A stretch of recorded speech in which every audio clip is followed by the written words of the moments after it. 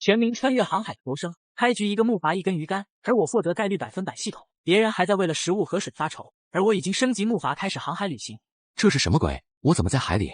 欢迎来到全球航海游戏，在这里你们要尽全力的搜索物资，升级载具，这是你们生存唯一的依靠。不管你们遇到了谁，同类、怪物，请保持警惕。这个世界你能相信的只有自己。你们有3天的保护期，3天内在载具上不会受到任何伤害。3天后新世界开始，30天后你们将面临第一场大天灾。这时一个界面出现在我面前，仓库、交易、制造、聊天4个选项，而界面最上方还有一排小字：新手保护器剩余时间和第一场天灾来临的时间。倒是跟以前玩过的一些求生小游戏很像。我顺手点开聊天界面，一瞬间里面传来一大堆吐槽的信息，随即我又打开了仓库，里面只有一个木筏和一根钓竿。我查看了木筏的信息，粗糙的木筏，等级1级，看上去很破，实际上更破。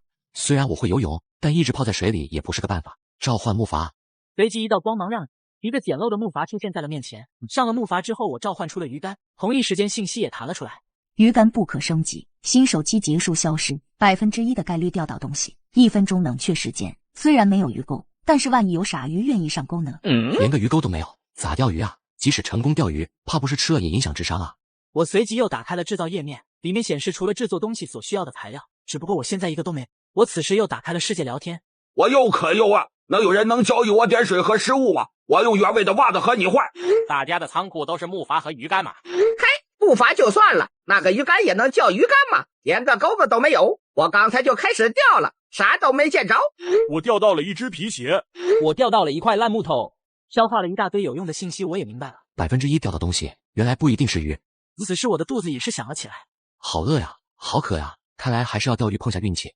随后我掏出鱼竿一下插入水中，点做到使用概率道具，是否开启概率100%？概率100%，欧皇天赋，这是我的金手指来了吗？是否开启？倒数5秒，没有确认视为放弃。5、4、3。是，开启概率100%。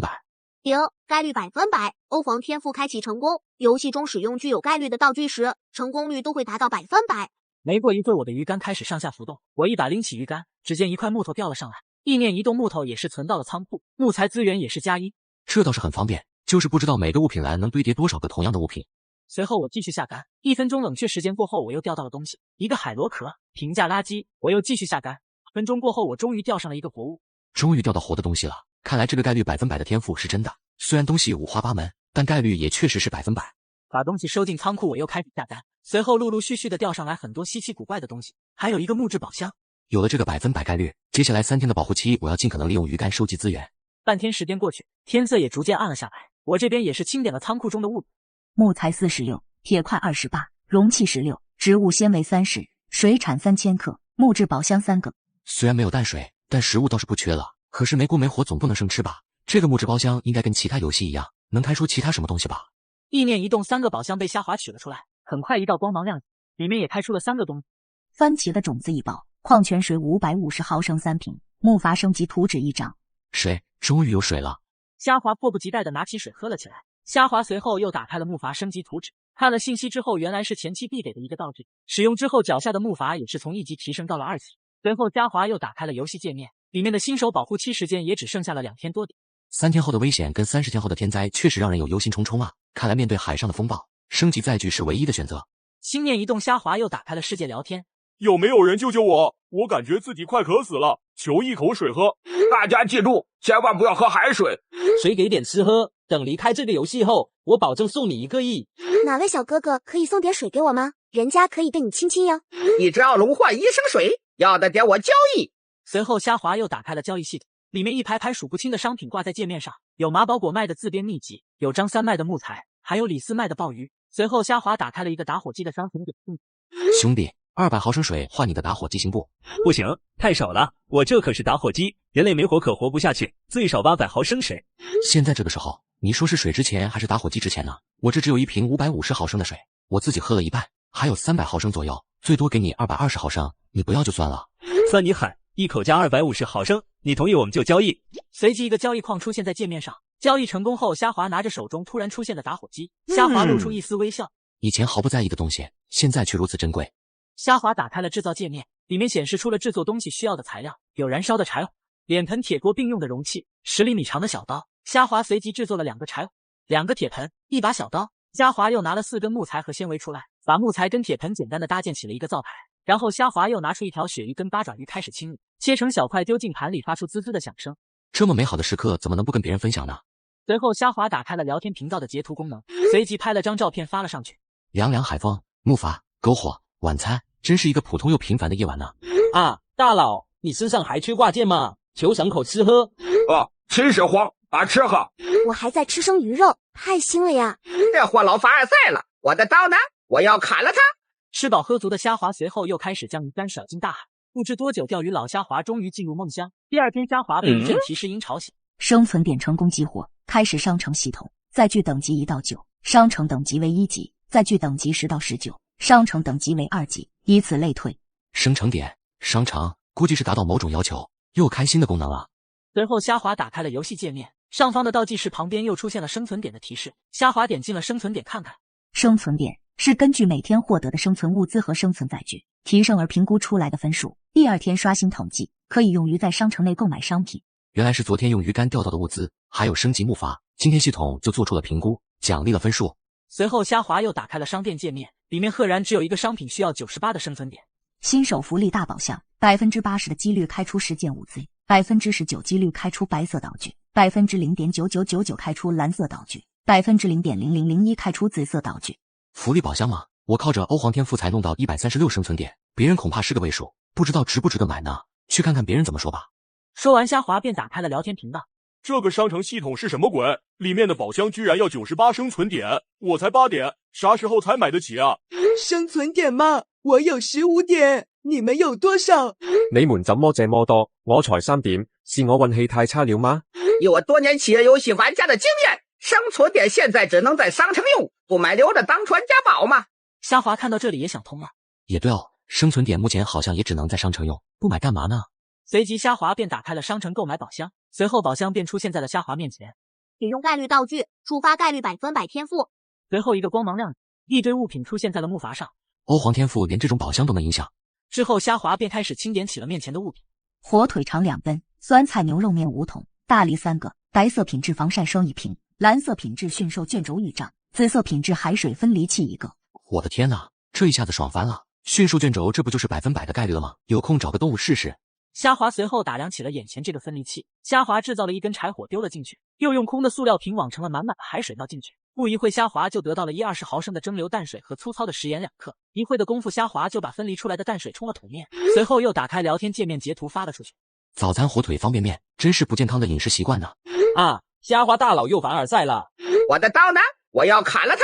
大佬等会你吃完了，能不能把这方便面给我？我想喝口汤。楼上的汤喝完了别扔，空喝给我舔一舔，隔壁的小屁孩都馋哭了。在游戏世界，这种感觉实在很不错呀。上个厕所先，等会接着钓鱼。随后虾滑便走到了边缘一边，开始了自己的拉粑粑之路。就在这时，远处一个鲨鱼正在快速袭来，虾滑感到异样，回头看了一眼。我的妈，鲨鱼啊！虾滑屁股都没擦，直接趴回了木筏上。鲨鱼这时加速冲了过来，直接撞在了木筏上。新手保护触发，成功抵御了1次攻击。虾滑这时候仔细观看起面前的鲨鱼。新手保护期时间不多，那时候他没走可咋办啊？对了，我有驯兽卷轴啊。随后一张卷轴出现在虾滑手里。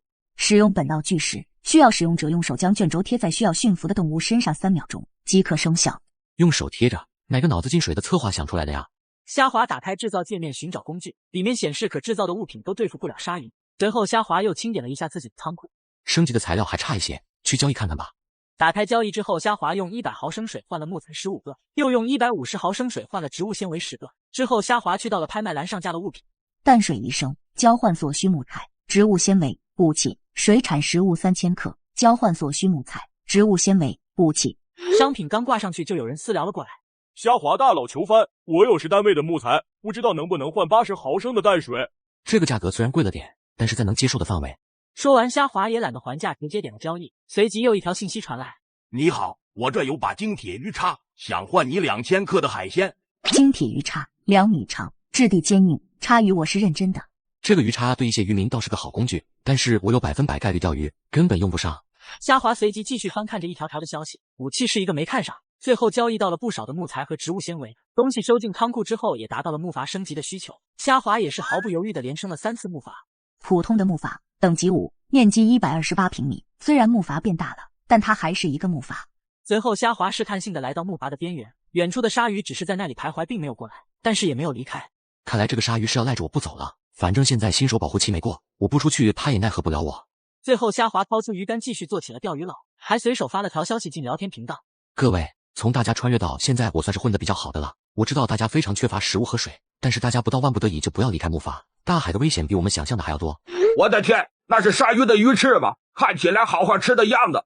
感谢虾滑大佬的提醒，我今天还想着下海抓鱼呢，我得小心一些了。你发鲨鱼就发鲨鱼的照片，后面为什么还有一个热狗的图片？看到这里的时候，一条私信吸引了虾滑。虾滑大佬，我这里有个算是武器的东西，不知道你有没有兴趣？太阳能麻痹电棍，品质白色，有5%的概率触发麻痹状态5秒。看到这里，虾滑心里狂喜，这个武器我必须得拿下，不管概率多低，在我面前都是100。思考一会之后，虾滑回复道：这个武器一般吧，太鸡肋了，只有5%麻痹效果的概率，你想换什么？虽然鸡肋，但应该有点作用吧？比如，好吧，我说不出来，我想换3升水。呵呵，你也知道很鸡肋吧？3升不可能，我自己都没有3升，我最多出1升。我这至少也是白色武器，1500毫升淡水，再加一个你刚才吃的热狗。看着这个消息，虾滑忍不住莞尔。想吃香肠啊？你早说呀！行，晚上再跟你交易，我现在还在忙。关掉聊天界面的虾滑又去盛了一些海水，接着又倒进了海水分离器里。随后虾滑又回去坐着钓鱼。想要干掉这条鲨鱼是不可能了，只要我得到了麻痹电棍，再利用卷轴贴在鲨鱼身上，你就乖乖当我小弟给我拉木筏吧。10几个小时下来，虾滑仓库的30个格子都仅剩下4个。随后虾滑打开聊天交易去了。淡水有了，热狗也有了，电棍还在吗？在的，马上跟你交易。虾滑也是主动的发起了交易，把热狗和淡水交易了过去。虾滑哥哥真是太感谢你了，这2天我就没吃过什么正经东西，以后有交易机会请多照顾我一下哦。收到电棍的虾滑立马也查看起了信息。充电5小时，放电5秒钟，当前电量充足，使用时请紧贴目标，水下使用时请保证目标在3米之内，且自身要脱离水下，避免误伤。水下3米之内吗？这距离不好控啊。想到这，虾滑心一横，把腿伸了出去。来啊，小鲨鱼，快来玩啊！这时鲨鱼按捺不住冲了过来。等鲨鱼到面前的时候，虾滑一下子电棍插进去，随后一把将驯兽卷轴贴在了鲨鱼身上。3秒过后，一道声音响起：驯服成功，为你的伙伴起个名字吧。随即鲨鱼的信息也跟着弹了出来。刚刚成年的大白鲨能听懂主人的话，此时非常饥饿，忠诚度50%，一旦低于1%就会叛逃，说不定还会吃了你。还有忠诚度这个说法的吗？随后虾滑拿出了几条鱼丢了过去给鲨鱼。你的宠物觉得这几条鱼太少了，还不够塞牙缝。你奶奶的，4条鱼够我吃1天了呀。随后虾滑又丢了10来条鱼过去，但鲨鱼还是显示饥饿，不过忠诚度却提高到了55%。我也没多少了，等会你自己下海捕食去吧。你这么能吃，就叫你沙雕好了。取名成功，大鲨鱼命名为沙雕。沙雕，游过来，我这里让我看看。说完，沙雕也是屁颠游了过来。此时虾滑一个巴掌打了过去。我给你个大嘴巴子，你之前咬我差点没把我吓死，害我屁股都没擦。沙雕忠诚度降低1%，目前忠诚度54%。我尼玛，这就降低忠诚度了？你咋这么小气啊？说完，虾滑便又丢了几条鱼给沙雕，把忠诚度拉了回来。你自己去海里捕食去，明天早上回来就行。安排好沙雕之后，虾滑来到了灶台前，首先把一些淡水倒了进去，又把柴火点燃了起来。等水烧开，虾滑下入了2个虾、1只蟹、2根火腿等等。吃饱喝足后，虾滑才想起来，今天没发朋友圈啊，居然忘记了。航海求生第3天，虾滑还是被系统提示吵醒。今天奖励的生存点加上买宝箱，剩下的总共有281点。世界频道的在线人数从开始的36亿变成了34亿，聊天频道1万人也变成了8342人。又嘎了这么多吗？如果不是我有金手指，怕不是也已经嘎了。接下来要提升一下自己的攻击手段才行了。虾滑看向了游戏界面，新手保护期只剩下了23个小时。随即虾滑又打开了交易频道，上架了1升淡水，求购白色品质的道具。沙雕这时候也从远处游了回来。看来沙雕吃饱回来了，有这么一个强悍的宠物，正好可以保护我的安全。此时系统传来一条私信的消息：虾滑小哥你好，我是汤玉成，相信你应该听过我吧，我有些事情找你聊一聊。虾滑记得他，好像是自己所在南境市的一个有钱有权的人物。你好，请问有什么事情呢？来到这个世界2天了，我发现了这个区域频道里基本都是我们南境市的，原来穿越到这个世界在位置上还是同一个区域的人。虾滑有些惊讶，他还没注意过区域里的其他人。就算是南境人，这和我有什么关系吗？是这样的，我们又是同一个地方的人，面前的困难应该互相帮助。我又是咱们地方的名人，以我的名望也能得到大家的信任，所以我特地组织了一个联盟，现在特地邀请你的加入，不知道你意下如何？虾滑有些惊讶，茫茫大海互相都看不到对方，怎么扶持？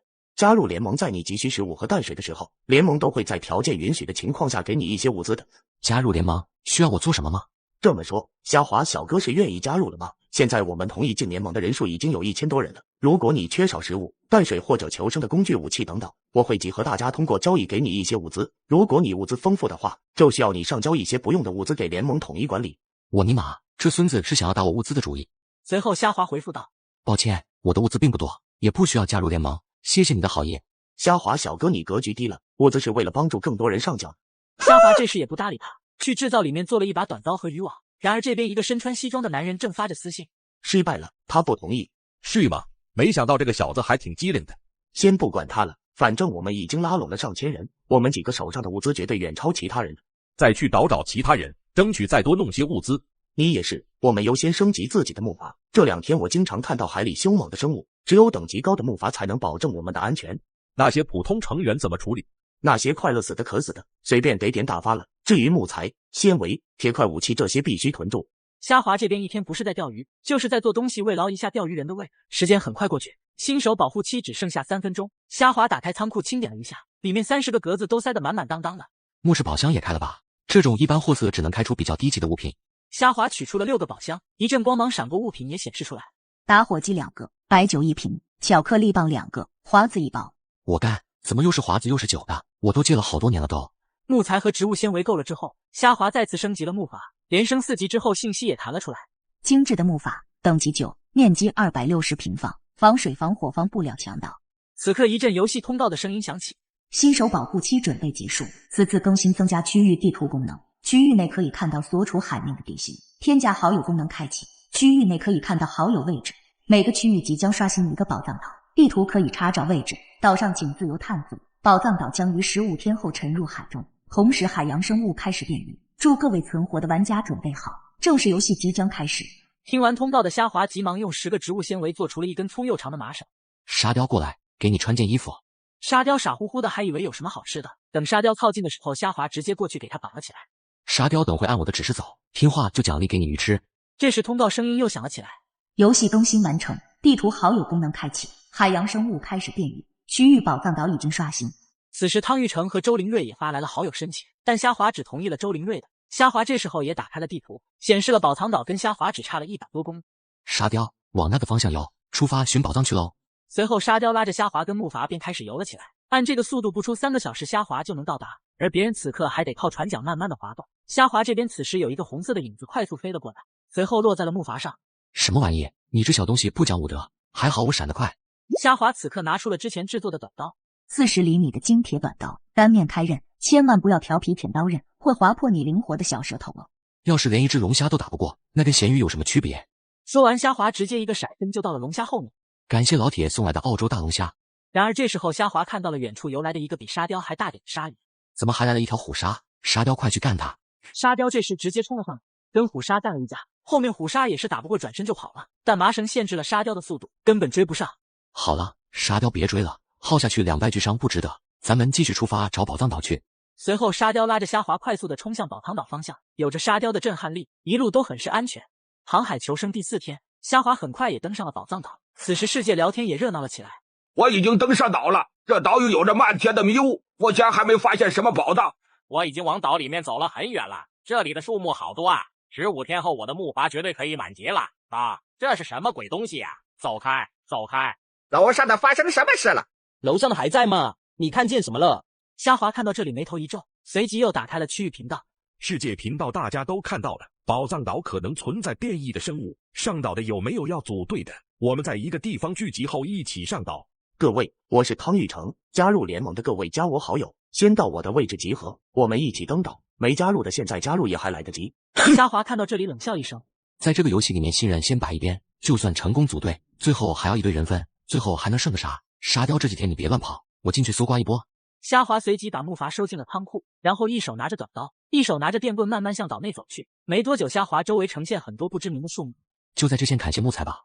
说完，虾滑便打开制造，制作了一把斧头。随即虾滑便开始砍树，很快一段时间过去，虾滑便砍了8棵大树。之后虾滑立即升级了仓库中的木筏，顶级木筏，等级10级，终极形态的木筏，可以通过图纸转化形态。恭喜玩家虾滑，你是全服第1个升级木筏到满级的玩家。奖励随即紫色武器1件，2级商城已解锁。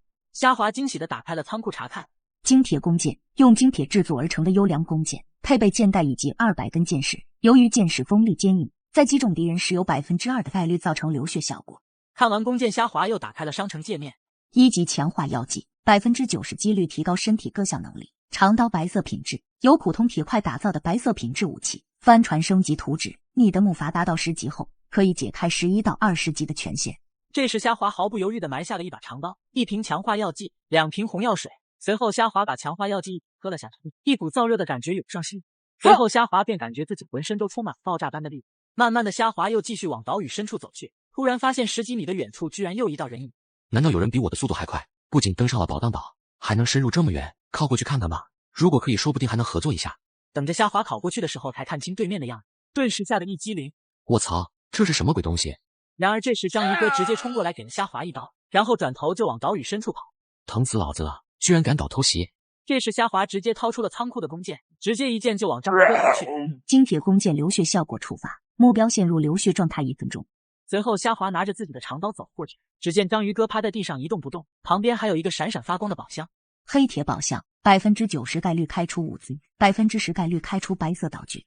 然而这时虾滑才感觉到手臂的疼痛，虾滑直接把匕首拔掉，然后把仓库的红药水直接倒了上去。几秒钟过后，虾滑的伤口就已经结痂了。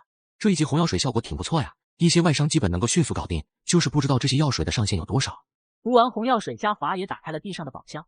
章鱼丸子2个，波霸奶茶1杯，鱼人图鉴，对准鱼人目标，能够显示鱼人的能力。随后拿着鱼人图鉴对着地上的章鱼哥。低级章鱼人，能力速度灵活，身体柔软，擅长近距离攻击，弱点攻击力较弱，防御力很差，脆皮。看来这张鱼头怪物应该是鱼人的一种。看图鉴的信息，岛上可能还有更多其他种类的鱼人，而且可能还存在不同的等级。虾滑这时也是打开了世界聊天。各位，我是虾大佬，大家都知道岛上存在着不知名的生物，而我刚刚就成功干掉了一个，他们战斗力很强，智慧也不比人类差，请各位务必小心，岛上还可能有其他种类的鱼人。虾滑大佬已经深入了吗？太厉害了！这个章鱼头人身的玩意太丑了吧？话说虾滑大佬是一个人还是组队了？如果是一个人也太强了。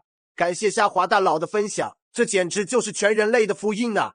大家千万不要相信这个虾滑的言论，什么实力强大的章鱼哥，简直是危言耸听。我已经深入宝藏岛很远了，怎么一直也没有遇到？对，那虾滑肯定没安好心，他其实就是想把我们吓住，让我们不敢进去，然后自己得到更多的物资。虾滑这时也露出了无奈。之前想要拉拢我加入联盟，现在又发表这种言论，公然诋毁我，这人的人品肯定有些问题。这时虾滑也是懒得搭理他们，拿着自己的弓箭和长刀继续深入岛屿。你说我们反驳虾滑的话有啥用？那个虾滑好像并没有继续发消息。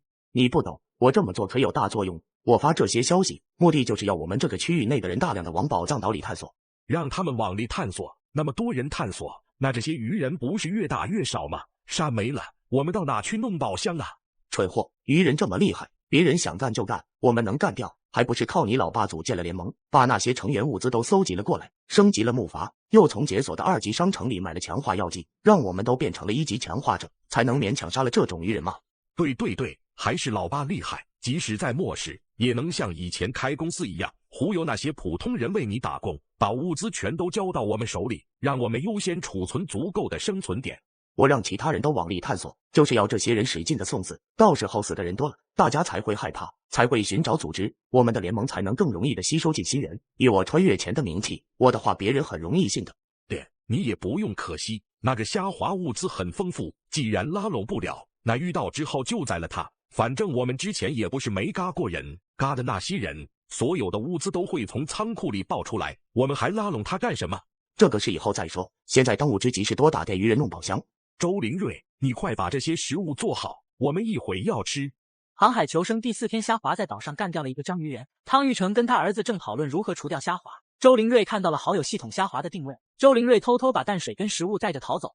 周灵瑞把我们的食物和淡水拿走了，人也跑了。我就说那个小娘们不可信，这下好了，东西都让他们卷跑了。我也看不到他的好友了，他应该把我们删了。这个臭娘们，抓到他一定得好好教训一顿。虾滑这边一直在岛上探索，随即前方出现了3个鱼人，虾滑拿出图鉴查看了一番。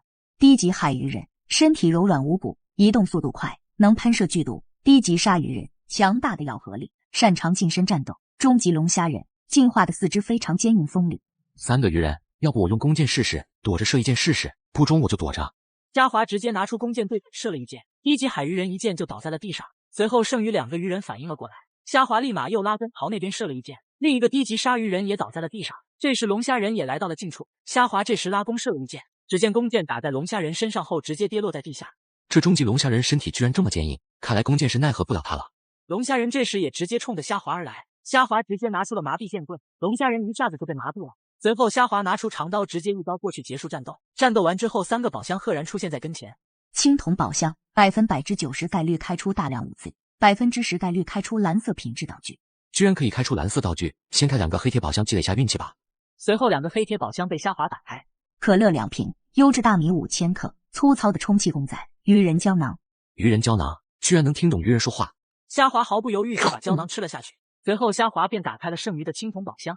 新鲜屠宰的肥猪肉250千克，召唤卡牌1张，使用后随机召唤1名绝对忠诚的低级鱼人为你战斗，有1%概率触发终极鱼人战士，使用次数1次。这张召唤卡绝对是个好东西啊，还能保证绝对忠诚，给我召唤。话音刚落，面前一阵光芒，随后出现了一个美人鱼。尊敬的主人，终极鱼人战士吉娜宣誓永远为你效忠。终极电鳗鱼人，身体可以释放强大电流，不管是远程还是近战，攻击能力都非常强悍。弱点陆地移动速度慢，且身体孱弱。居然有魔法攻击，吉娜施展一下你的能力给我看看。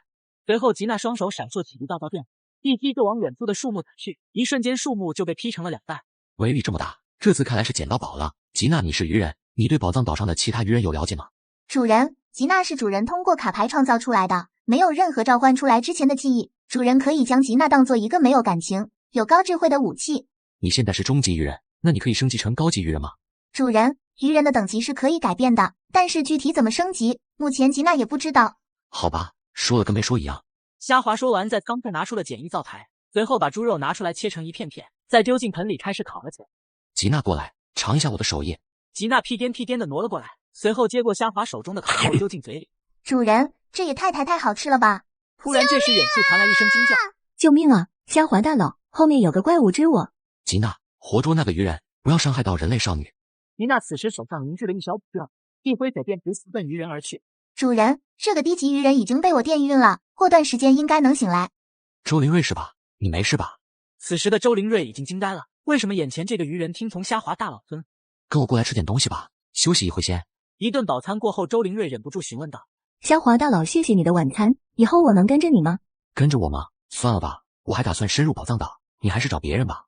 这样吧，我告诉你一个和你生死相关的重大消息，用这个消息换你心甘情愿的收留我，你有兴趣吗？不好意思，我没兴趣。娘，真是气死我了！我们区域内以汤玉成为首组织的联盟根本就是骗取我们物资的假联盟，我刚从他们那里逃出来，我一听到他们点名要杀你，这个消息你都不感兴趣吗？汤玉成吗？不感兴趣。明天天一亮，你还是去宝藏岛的岸边吧，那里安全。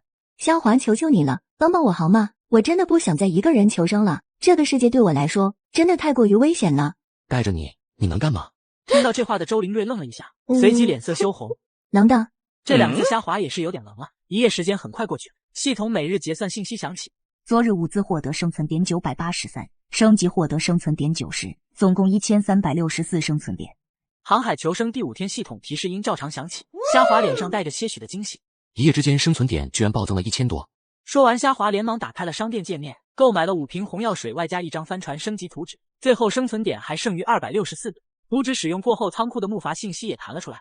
顶级木筏，等级时升级所需木材199，植物纤维200，铁块20，木筏之心3个。看到这，虾华露出疑惑，这个木筏之心是啥呀？为啥我还有一个？随即虾华继续查看起了木筏之心的信息。每个玩家在游戏最初的载具都是木筏，而木筏之心就是木筏的核心存在，摧毁别人的木筏可以产生掉落。这时虾华看了一眼远处的周灵瑞，他那里肯定会有一个木筏之心的，要么嘎了他爆出他的木筏，要么带上他让他心甘情愿把木筏之心交给我。犹豫了许久，虾华叹了口气，随后起身走到了周灵瑞的身边。周灵瑞，我看你可怜，这2天我可以允许你跟在我身边，我可以保证你的安全饮食，但条件就是你要负责做一些杂事，例如洗衣做饭烧水等，你同意吗？周灵瑞一听虾华这话，瞬间笑出了声。真的吗？太好了，以后虾华大佬你就瞧好吧，饭我来做，衣我来洗。虾华大佬，要不我们去旁边说点悄悄话吧，你既然收留了我，我不付出点什么总觉得不踏实。虾华听完一脸的无语，随后拿出几桶泡面给周灵瑞。以后叫我虾滑就行，赶紧煮面去，别胡思乱想，我是正经人。对对对，正经人，正经人，正经起来不是人。说完，周灵瑞就拿着泡面走一边去了。虾滑这时也打开了世界聊天界面，里面全是一些抱怨的话。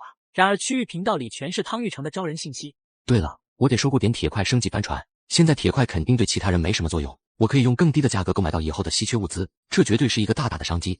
想到这，虾滑立马去交易挂上了收购铁块的信息。不一会，那些玩家就纷纷要跟虾滑交易。虾滑先生，我这里有13铁块，只需要1升水或者1000克的食物。虾滑大佬，23单位铁块，你用3升水我就同意换了。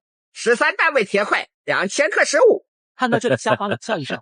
这些人真把我当冤大头了。目前交易铁块大多数1单位能换10毫升水或者20个食物，真是什么人都有啊。随即虾滑立马在交易那里加了一行备注：收购价格1单位铁块换取8毫升水或者16克的食物，量多优先，超过这个价格的私信补回，水和食物有限，交易完成停止收购。折腾了一段时间，虾滑用100千克的猪肉和5升水，总共换了1250单位的铁块。周灵瑞，用到你的时候到了，我仓库快放不下了，你来收一下这些铁块。周灵瑞听完，屁颠屁颠的过来，把地上的铁块收进了仓库。对了，周灵瑞，你的生存点有多少啊？生存点吗？我现在只有32点。行吧，明天你应该可以购买新手宝箱了，到时候买了交给我就行。好的，虾滑大佬。这时虾滑走向了昨天抓住的鱼人那里。别装死了，问你几个问题。你为什么会我们鱼人族的语言？你别管，我需要知道这个岛屿上你们鱼人族的所有情报，希望你老实的告诉我。你个无耻的人类，想要鱼人族的情报，简直是妄想。哎呦，嘴还挺硬，看来你是要吃些苦头了。我卡擦从小读的就是鱼人族的华夏大学，从小就是厦大的，有什么能耐你冲我来啊？我今天就是被你干了，也不会出卖鱼人族。原来你叫咔嚓呀，真是好名字。吉娜，这个鱼人这么刚，你给我掂掂他，给他助助兴，记得留他一口气。遵命主人。你是终极鱼人，你为什么会听人类的命令？吉娜也不搭理，手上凝聚出电流就电了10分钟左右，鱼人就仅剩着一口气。怎么样，愿意跟我谈谈鱼人的情报吗？还是说你想换换口味？我这里还是有很多招式供你使用的。够了够了，我愿意说，只求你等会给我一个痛快。早这样不就完了吗？这个岛上一共有多少鱼人？聚集在哪里？为什么会主动攻击人类？鱼人也是如实回答了虾滑的问题，虾滑最后也是给了一个痛快。之后虾滑跟周灵瑞和吉娜3人也继续赶路，走了1个小时，连个影子都没看见。奇怪，走了快1个小时了，还没看到鱼人的影子，今天鱼人这么少了吗？主人，前方有激烈的争斗声，大约100米左右。走，我们慢慢走过去看看。此时那边有3个男的正跟一个鱼人对峙着，而女人却在后面当嘴炮。郭宝林，你那把刀这么长，快砍他！你真是蠢死了！老张你也跟上去啊，别站着发呆，真是没用。王勇你小心点，别受伤了，我会心痛的。这时虾滑3人也来到了跟前，女人发现后立马警告起来：你们干什么？别靠近我们！不要误会，我们没有恶意，只是路过而已。我们这个团队连鱼人都能嘎了，你们最好不要打我们的主意。几位，这个鱼人很危险，我看你们还是走吧，我来处理他。你想的倒是挺美，我们一会就能解决这个鱼人，用得到你吗？行吧，你们先，不行了我再来。鱼人这边战斗落入了下风，突然口中喷出绿色的液体，趁这功夫鱼人也连忙逃走了。吉娜追上去直接灭了那个鱼人，然后把掉落的宝箱拿过来。遵命，主人。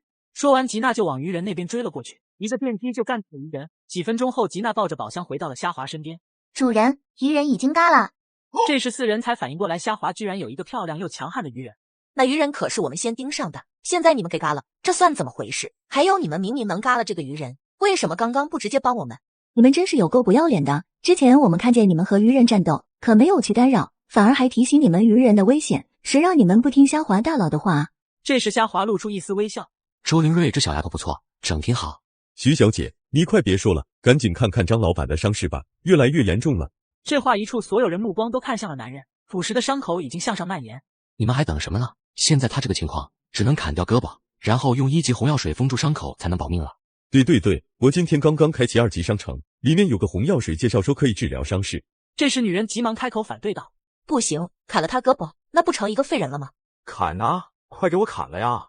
砍吧，反正本来就是个废人。砍是可以，但是我生存点不够买药水啊。肖哥，你看我这暂时没有生存点了，你们这么容易就嘎掉鱼人，想必肯定开启了2级商城了吧？能不能跟你借瓶红药水？我可以用物资跟你交换。交换可以，1级红药水需要的生存点不多，我也不做第7家了。20单位铁块，你同意就交易。哦，虾滑小哥同意交易，我就已经很感谢了。我铁块正好有一些，多谢小哥了。这有什么好谢的？我们的鱼人都被他抢了去，交易我们1瓶红药水又怎么？要我说啊，他最好把刚才掉落的宝箱还给我们才行。你这大妈，不要太贪得无厌了。小丫头片子，老娘什么人没见过？你这种不就是仗着自己有点姿色，抱上了一个大腿吗？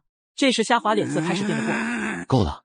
吉娜手中这时也呈现了一股电流，只要虾滑一声令下，就毫不犹豫灭了眼前几人。大妈看见吉娜手里的电流，也吓得不敢吱声。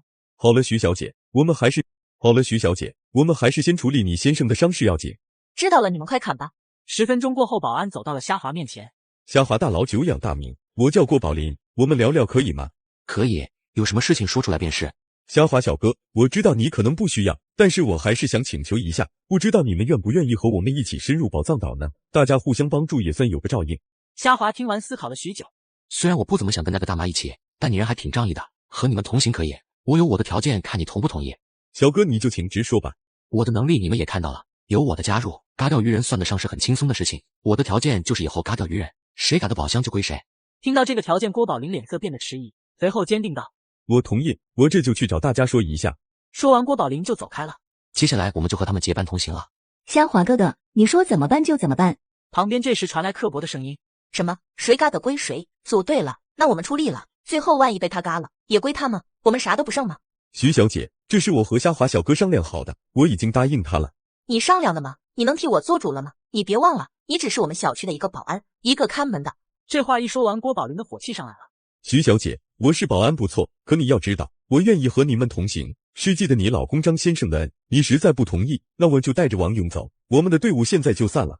好啊，张铁生，我说的吧。以前你对这保安好的时候，我就说他不会成你的情，现在看来还真是这么回事。你给他安排工作、找住处这些事他都忘了，现在居然要撇开我们自己走了。你看看这忘恩负义的东西。好了，小丽，别说了，你真要让我们俩嘎了吗？现在我胳膊没了，我老哥不带着我们，明天咱俩就完了。你脑子清醒一点好不好？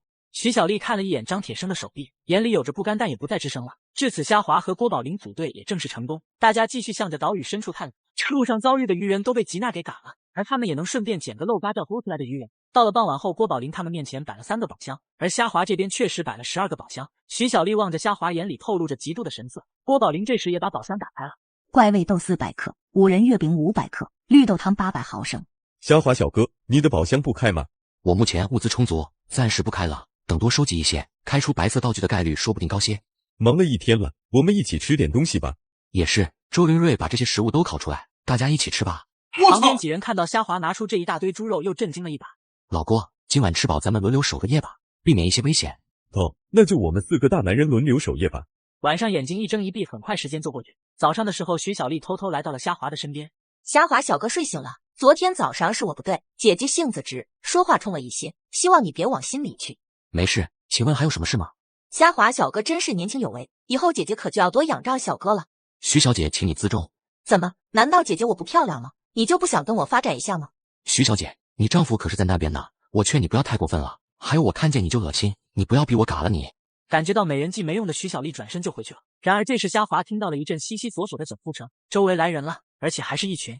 航海求生第6天一大早，附近出现了一群鱼人。虾滑发现后，把大家聚集了起来。虾滑小哥，这脚步声是鱼人还是人类啊？这些人不靠近，我也分辨不出来。脚步声越来越近了，他们很快就要来了。不管是人类还是鱼人，在没确定之前，我们先小心再说，先躲起来吧。远处的鱼人群继续向前走着，离虾滑众人的距离越来越近。虾滑众人此时也是额头冒汗，鱼人群很快也是从众人身边走了过去，但意外还是来临。我要去旁边排泄一下，各位等一下我。说完，鱼人转身就朝着众人躲藏的位置靠近。要被发现了，等会跟紧我，敌人太多不要恋战，逃跑第一。周灵瑞神色紧张的点了点头。等到鱼人快要靠近的时候，虾滑直接秒杀了低级鲨鱼人，宝箱也来不及捡，带着周灵瑞吉娜就是一顿。我操，虾滑小哥等等我们了。说完，4人连滚带爬也是跑了起来。不远处的10多个鱼人顿时怒火中烧，朝着众人屁股后面就追了过去。老郭，鱼人太多，你们加油跑，我在前面等你们。几人一听，脸色一下呈现出无语的表情。该死的虾滑，还说跟我们组队，一遇到危险，人影都看不见了。小丽，别骂了，省点力气跑路吧。我们现在该怎么办啊？不要慌，我们全力先跑。就在这时，后面的徐小丽突然大叫，因为后面鱼人的手都快抓到她了。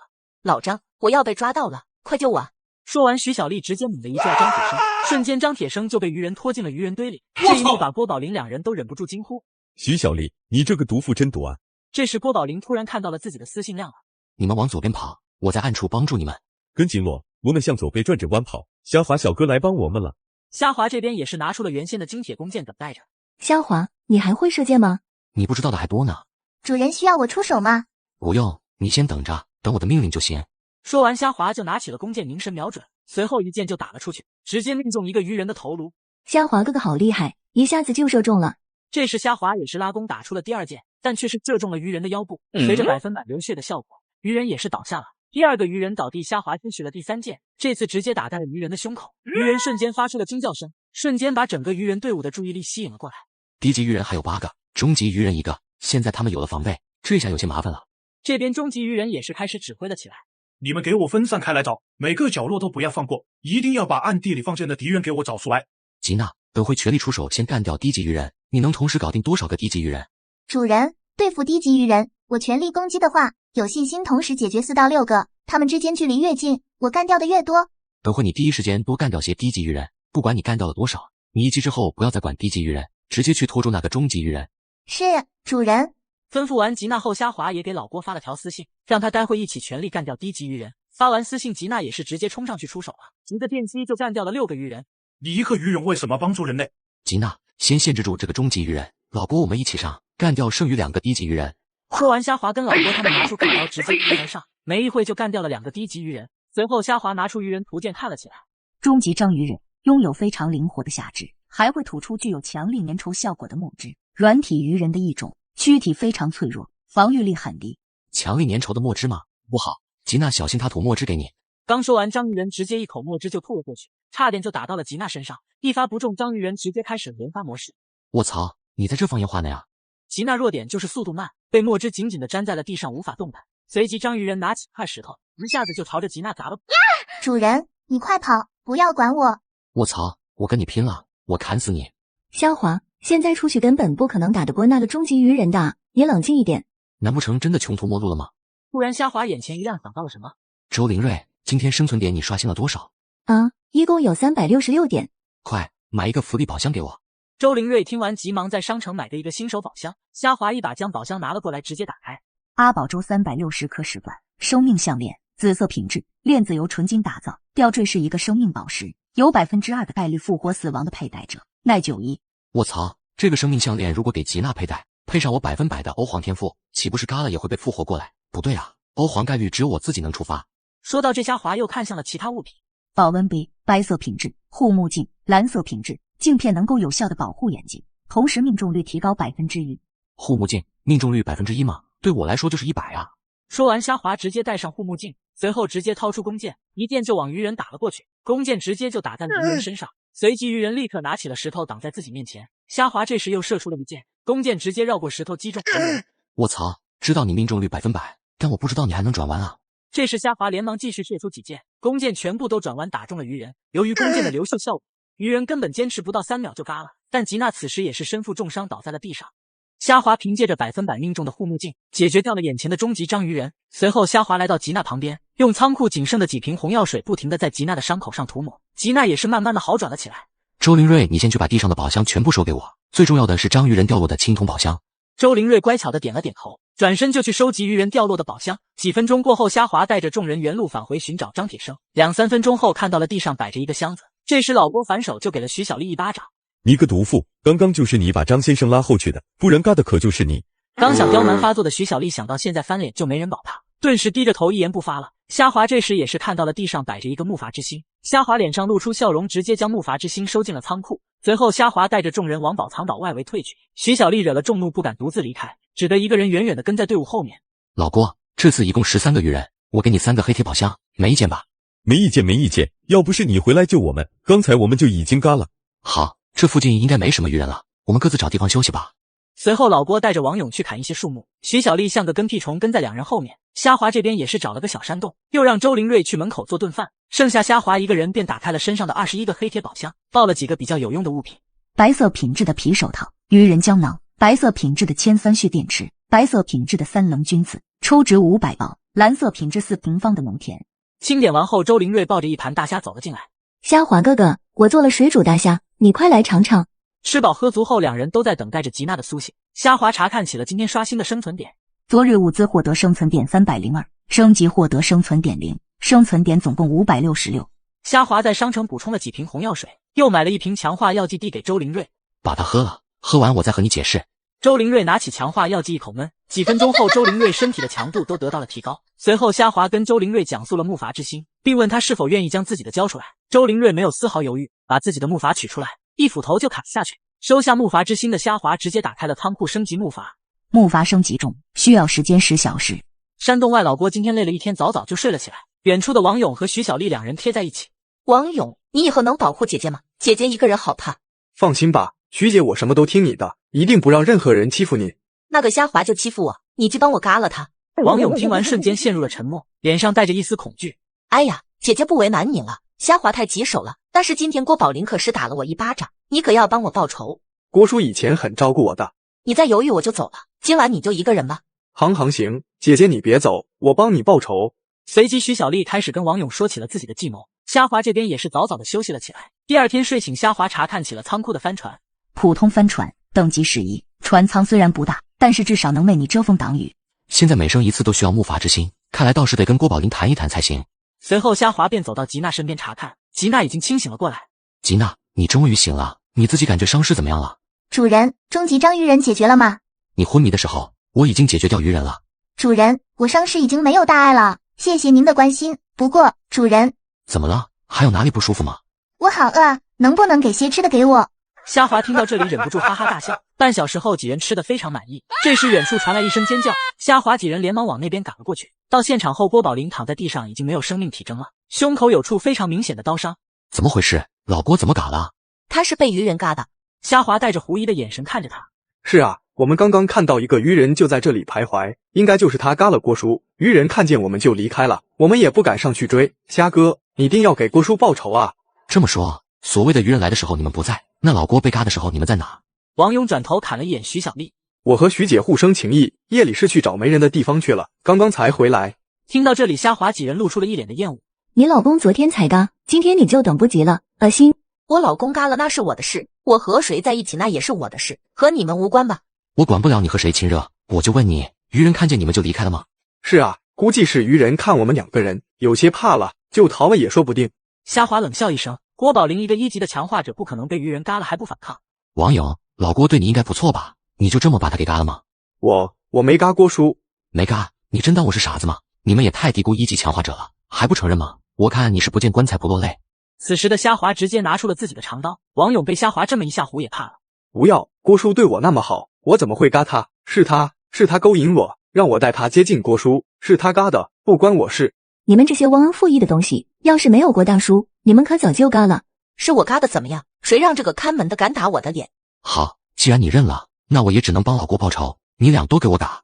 虾哥，这不关我事啊，你不能算在我头上啊。虾华，我们只是临时组队，现在队伍散了，你可没权利管我们的事啊。权利吗？我只知道感人偿命。修完虾华直接上去手起刀落，后面剩下的只有3人的仓库宝箱和木筏之心了。虾华后面还给老郭埋了起来。老郭，一路走好。随后虾华便用他们的3个木筏之心升级了自己的载具。过了许久，树林里突然来了10多名人类，还带有2名低级鱼人。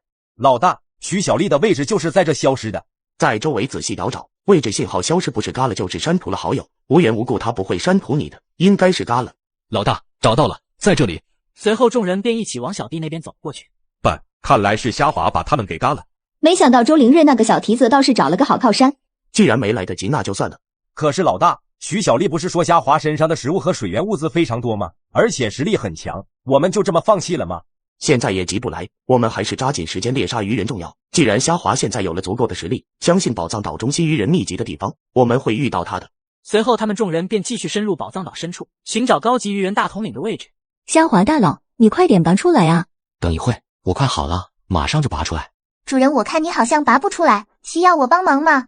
不用，你也太小瞧我了，看我的。随后经过2分半钟的努力，虾华终于把剩下的弓箭从鱼人身上拔了出来。6天了，终于到了宝藏岛的中心区域附近了。这6天里，虾华一直升级自己的木筏，第3次升级也只剩3个小时了，而且还打了许多鱼人开了2件比较有用的物品。蓝色品质坚韧的皮甲，具有一定强度的防御力，能够有效减少来自冷兵器的伤害。虾华随后就把这件皮甲丢给了吉娜，也是给到了吉娜提供了一定的防御力。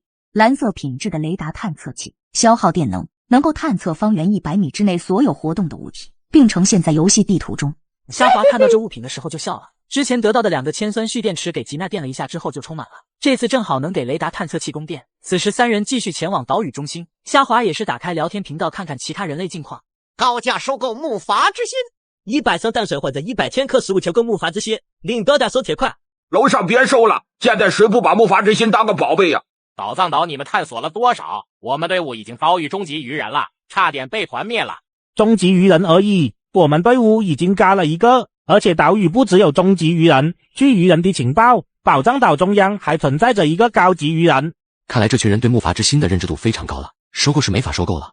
随后虾华查看起了区域频道，悬赏寻找一名玩家，名叫虾华，此人嘎了我的好友徐小丽等人，手段极其残忍凶狠。如遇此人，请告知我他的位置，本人重金酬谢。没想到虾华大佬是这样的人，之前我还感激他提供给我们鱼人的情报呢。胡说，你怎么知道是虾华大佬嘎的？就算是虾华大佬嘎的，那又怎样？在这个末世里，别人惹了你，嘎了又怎样？我也不相信是虾华大佬嘎的，大佬出来解释一下啊！这个汤玉成真是阴魂不散，此人处处针对我，还真把我当成软柿子了。随即虾华回复道：“人是我嘎的，不过是他们活该。至于汤玉成先生的悬赏，我等着，希望我们能尽快遇到。”说完，虾华直接关掉了聊天频道。这个游戏真是越来越有趣了。这时虾华忽然察觉到界面上一排小字：宝藏岛沉没倒计时和大天灾海上风暴倒计时。剩下的时间不多了，要赶紧多嘎点鱼人才行，最好是能干掉那个高级鱼人。很快虾华几人走着走着，眼前出现了个望不到边的湖面。虾华，你看这是淡水湖吗？虾华探下身子尝了一口湖水，随后就吐了。还以为是淡水呢，原来是海水，看来我们要上湖去看看了。虾华打开仓库查看之前升级的帆船，坚韧的帆船，等级14，整体非常坚韧的帆船，可以抵御一般海洋生物的攻击。船舱的私密性很好，就算你在里面有大动作，外面也听不到。随即虾华把帆船召唤了出来，几人很快也是上到了帆船上面。虾华，这帆船看起来好结实啊，我们去船舱下面探探吧。众人进入船舱，里面的空间并不拥挤，但是每个房间都是空荡荡的，什么都没有了。真好啊，虾华，我可不可以跟你住一个房间啊？虾华无视了周灵瑞的话，我们还在这个火里呢，周围说不定还有鱼人，先到上面去吧。说完，虾华几人又回到了船上面。虾华，这个帆船怎么移动啊？听到这里，虾华瞬间傻眼，可转眼又看见船上中央的杆子。你傻呀？那边不是有根杆子吗？帆船不就是扬帆靠风力推动前进吗？我知道啊，但是现在湖面平静，这说明现在一点风都没有啊。先不管有没有风，先扬起帆再说吧。随后虾滑过去，直接把帆拉了起来。帆船这时居然无风自动行驶了起来，真有意思，无风还能动。吉娜，你在这里警戒，我去控制室控制方向。是的，主人。湖面非常的平静，虾滑驾驶帆船已经行驶了半个小时。这时虾滑这边游戏界面弹了出来，一个小红点出现了在地图雷达上。虾滑连忙走出了控制室。吉娜正前方应该有一个鱼人，准备战斗。是，主人。几分钟后，帆船好像被什么撞了一下，整个帆船开始剧烈摇晃。周灵瑞此时也是连忙跑出来。怎么了？怎么了？准备战斗，有鱼人攻击过来了。主人，鱼人应该在水里，我可以下水战斗的，请允许我下水。好，吉娜，你下水看看，尽量把水里的鱼人给逼到湖面上，让我能够用弓箭打他。如果不是对手的话，你要及时回到船上。吉娜听了虾滑的话，直接跳入了水里。突然，平静的水面闪烁起一片光芒，不一会，吉娜就把一个鱼人带上了水面。主人是一个终极鱼人，已经被我嘎了。青铜宝箱在这。什么？就这么嘎了？随后，虾滑便打开了鱼人掉落的青铜宝箱。玉米种子100千克，经过处理的植物种子，优质的谷物类种子，即使土壤环境较差，也能具有不错的产量。真是不错的东西，不仅可以直接食用，还能耕种。正好之前得到了一个蓝色农田，等会直接在船上找块空地种上吧。蓝色品质的被动技能卡，水下呼吸。使用卡牌后，使你拥有和鱼人一样能够在水下呼吸的能力。每人只能获得一种被动技能，种类繁多，请谨慎选择。又是一个特殊的道具，但是每人只能拥有一个被动技能，还是等以后有了其他种类的技能卡再选择吧。又过了2分半钟，虾滑找了一个小空地，把农田放了出来。周灵瑞，你来把这些玉米和番茄种子全都给我种到田里。啊，我以前可是都市白领呀，哪会种地呀？要不我来当田里来种。不会种，你晚饭就没了。说完，虾滑扭头就离开。我种还不行吗？记得玉米和番茄一半一半啊，种完别忘了再浇点水。晚餐时间很快就到，虾滑这次亲自做起饭来。先是用铁盘煮了满满一盘白米饭，再取出了尘封许久的猪油，再撒上少许的食盐，随后把猪肉和白米饭充分的搅拌，顿时香气就被充分的传播了出去。虾滑深吸一口食物的香味，啊，这是爱的味道啊！吉娜和周灵瑞应该是属狗的，闻着味道就过来了。好了好了，一起吃饭吧。说完，此时又打开了世界聊天，开始分享。一碗猪油饭，应该是家的味道没错了。不有拌饭，我算了。我们刚刚勉强填饱肚子，虾滑大佬已经换着花样享受美食了吗？你们这些吃货就知道注意食物，没看到虾滑大佬身后是帆船吗？看样子帆船的等级还不低。你们这些直男就知道看吃的和载具，没注意到虾滑大佬身边有2个漂亮妹子吗？看到这，虾滑也直接关掉了聊天频道。几人吃饱喝足后，吉娜也是走出了甲板上，房间里只剩下了虾滑2人。就在这时，吉娜的声音传了过来：主人，前方好像有建筑。听到这话，虾滑2人连忙走了出来。这是渔人的老巢吗？如果是的话，会不会有些太简陋了？等帆船再靠近一些的时候，虾滑才看清原来湖面的下方居然有着一个巨大的水下城堡。这时游戏地图界面突然跳出，雷达探测器显示出密密麻麻的红点在附近，吓得虾滑连忙把帆船掉头远离这里。这么多红点肯定是渔人不错了，这还只是水下城堡的边缘，驾着帆船动静太大了，要是被渔人发现，后果肯定不堪设想，并且对方还有个高级渔人。对了，汤玉成那伙人不是要追杀我吗？如果能把汤玉成那伙人引到这里来，让他们追杀我，我再故意把他们往渔人的城堡引，到时候我独自躲藏，说不定汤玉成这些人直接就能和渔人族正面打起来，我就能坐收渔翁之利。随即虾滑立马打开了聊天频道，找到了汤玉成。汤先生你好，我是虾滑，有话想跟你聊聊。小伙子，怎么？我们还有什么好聊的吗？我现在只希望你能快些遇到我们，好让我为徐小丽这些朋友们报仇。报仇吗？汤先生说的还真是冠冕堂皇。你一开始组建联盟本就是冲着别人身上的物资去的，还会在意朋友的死活吗？何况徐小丽等人那也是活该的。废话少说，你对我心知肚明，找我什么事？如果是求我饶你一命的话，我劝你还是省省吧。等我的大部队遇到你，有你的好看。汤先生别生气，我找你其实还是想化解我们之间的误会。一直以来，我似乎也没有得罪过你吧？汤先生何必对我苦苦相逼呢？误会？哪有什么误会？没错，我就是冲着物资去的，又怎么样？现在你想让我放过你，除非你把自己身上的物资全部给我。全部给你那是不可能的，一部分还是可以的。最近我发现独自一人在这宝藏岛求生确实困难，如果我加入汤先生的联盟的话，不知道你能否同意呢？加入吗？之前我让你加入，你可不是这个态度，现在想加入就加入吗？汤先生如果同意放弃对我的追杀，并且让我加入你的团队的话，我相信不仅是物资会有所提高，而且以我的能力，对团队的战斗力提高也绝对很有帮助的。行，你要加入的话也可以，先上缴一些物资表示诚意，然后再加我好友。虾滑思考了好一番，随后还是交易过去了100千克的大米。哈哈，欢迎虾滑老弟加入我们的联盟，以后我们也不再是敌人，而是一个同舟共济的团队了。以后还希望汤老哥能多多照顾下我。没问题，虾滑小哥你也来到这湖上了吗？没想到我们靠得这么近，那就见面好好培养感情，我也介绍一下其他人给你认识认识。好，那我们就先会合再说。地图上，虾滑和汤玉成都驾驶帆船互相靠近了起来。吉娜，你先去控制室，等会我们会靠近一些敌人，我让你们掉头就掉头走。是的，主人。说完，吉娜便走向了控制室。一旁的周灵瑞不解地问道：既然是敌人，那我们还走这个方向干嘛？要么走，要么跟他们打呗。我有我的打算，你就别问了。这些敌人你也认识，就是汤玉成他们。什么？是他们？虾滑，等会能不能让我出手干了他们？你省省吧，人家现在已经有10多人了，等会不要冲动，听我安排。说完，虾滑取出了金铁弓箭拿在手里，远远的虾滑就看见了一艘比自己小的帆船在靠近着。虾滑老弟，我看到你了。虾滑这边探测器显示100米内有7、8个生物正在接近，原来是汤玉成派人从水下过来了。汤先生，既然你这么热情，我再送你一些东西好了。不要客气，虾老弟都是自家人，我这刚得了一瓶上好的台子，等会我们好好喝一杯。没想到虾滑这小子居然这么蠢，还有等会把周灵瑞留给我，上次让他跑了，这次我要狠狠地收拾他。虾滑可不能留给你，等会直接嘎了。周灵瑞嘛就随便吧。汤先生，你的台子我就不喝了，我先请你尝尝我的穿云箭吧。吉娜开始掉头。说完，虾滑直接往那边射了一箭。汤玉成这边听到虾滑呼喊，直接懵了。穿云箭？什么穿云箭啊？可随后一支箭矢快速飞来，直接中了汤小司的头上。汤玉成一把抱住地上的汤小司，嚎啕大哭。儿子啊，我的儿子，虾滑我不会放过你的。不可能了，难不成他发现了水下的人吗？这时虾滑又往那边射出了2箭。汤玉成几人此时瞬间慌了，快往船舱跑，别站在甲板上。然而虾滑并没打算射他，箭矢精准的射中了旁边的一个人跟白灵。都给我追，他的位置还在地图上，找东西遮挡，防止他放冷箭，我一定要让他给我儿子陪葬。随后两方便开始了长达1个小时的追逐战，汤玉成则是在船上对着虾滑骂了1个多小时。差不多要到城堡的位置了，如果现在我们突然消失在汤玉成等人眼里，那么他们应该会继续保持这个方向前进的。想到这里，虾滑直接拿出了水下呼吸技能卡，随后一道光芒融入了虾滑的身体。你们快跳湖，我准备把帆船收起来了。啊，虾滑，我游泳很差的。少给我废话，快点下去。随后虾华一把就将周灵月丢了下去，收起帆船后，虾华也下了湖里。虾华，汤玉成那些人就要追来了，我们靠游泳肯定会被追上啊！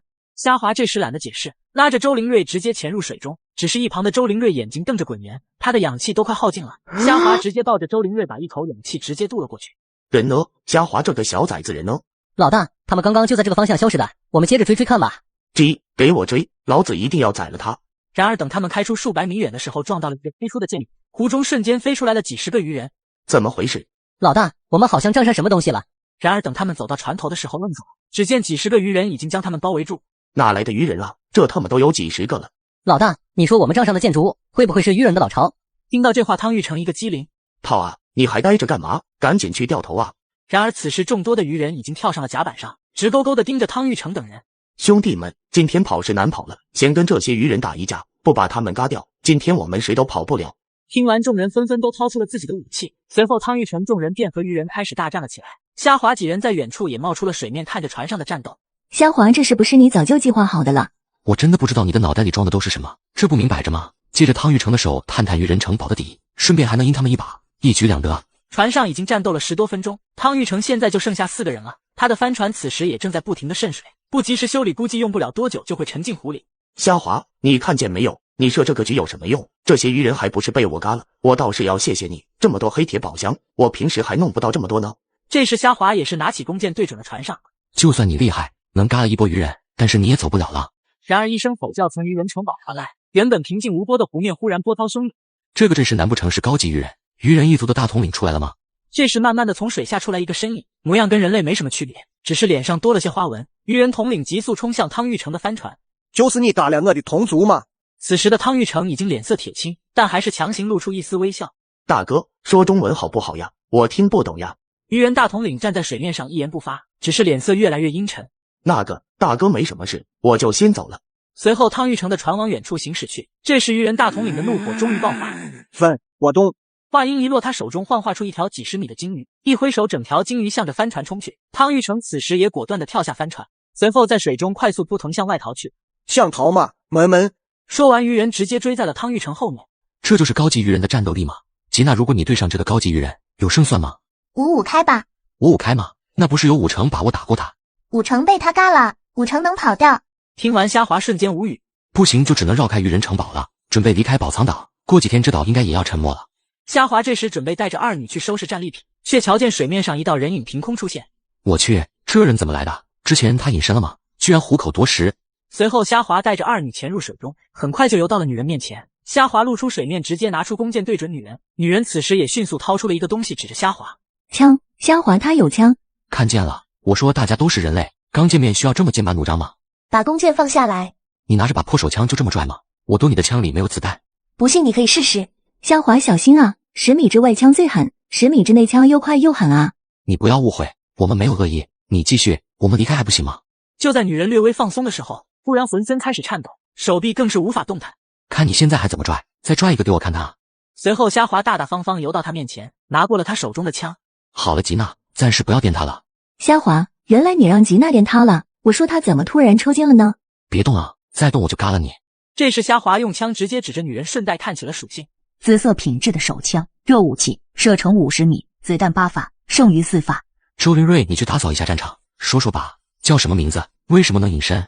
然而女人并没有回答，一直保持着沉默。2分半钟后，周灵瑞拿了一个帆船模型的东西过来。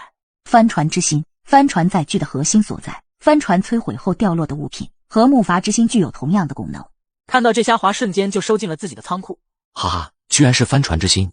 虾华，他什么都不肯说，我们怎么办？让他走吗？对呀，我又不是嘎人魔，自然是放他走。不过嘛，他必须把仓库里的东西全部交出来，并且扒光衣服。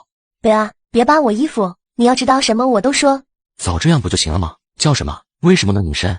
我叫王若曦，能隐身是因为得到了一个被动技能卡牌，墨鱼变色，能够把身体和周围的环境融为一体，几乎无法分辨出来，但只能在水里有用，离开水就不行了。听到这里，虾华便明白了，原来他也是得到了被动技能。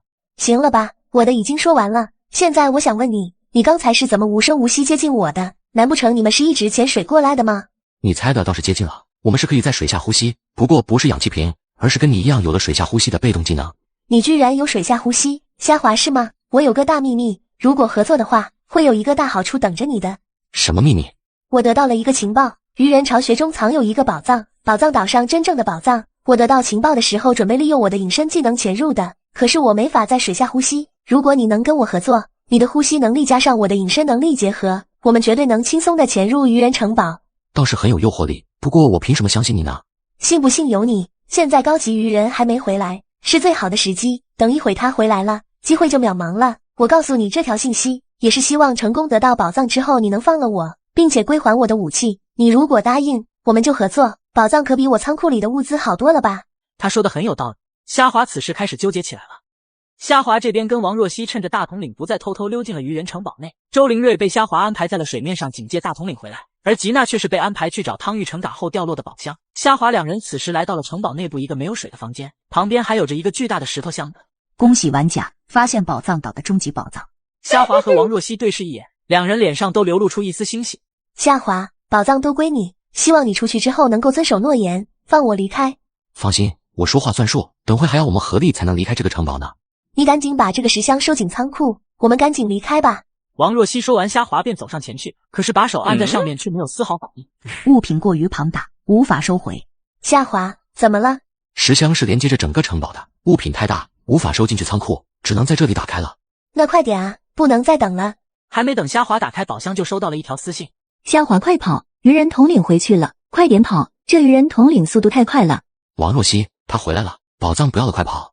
可话音刚落，鱼人大统领此时也来到了房间内。虾华两人此时浑身冒汗，但还是同时拿起武器朝对面打去。可大统领只是抬起手，放出一道风墙，便挡住了两人的攻击。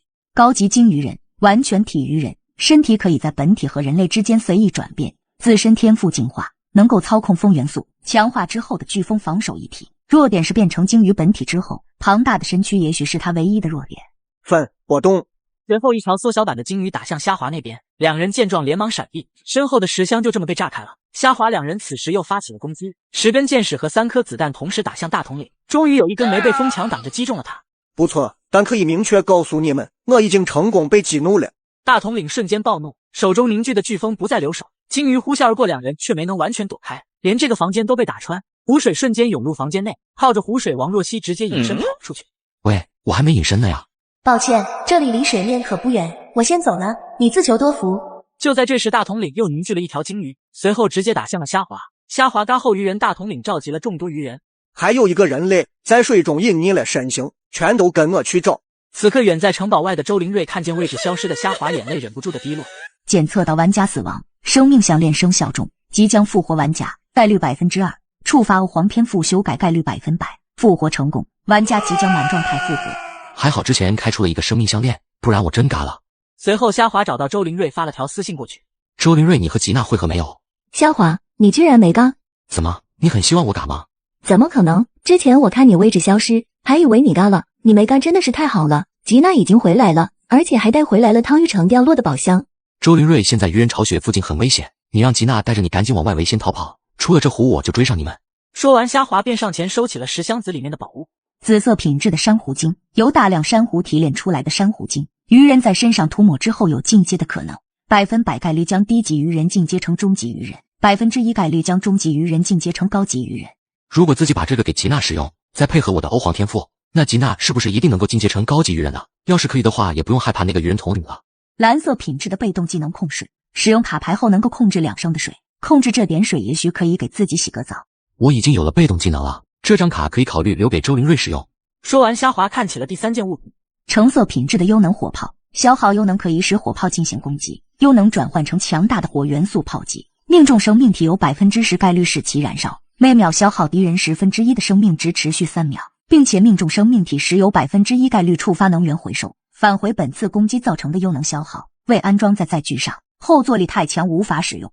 哈哈，宝藏岛的宝藏果然给力。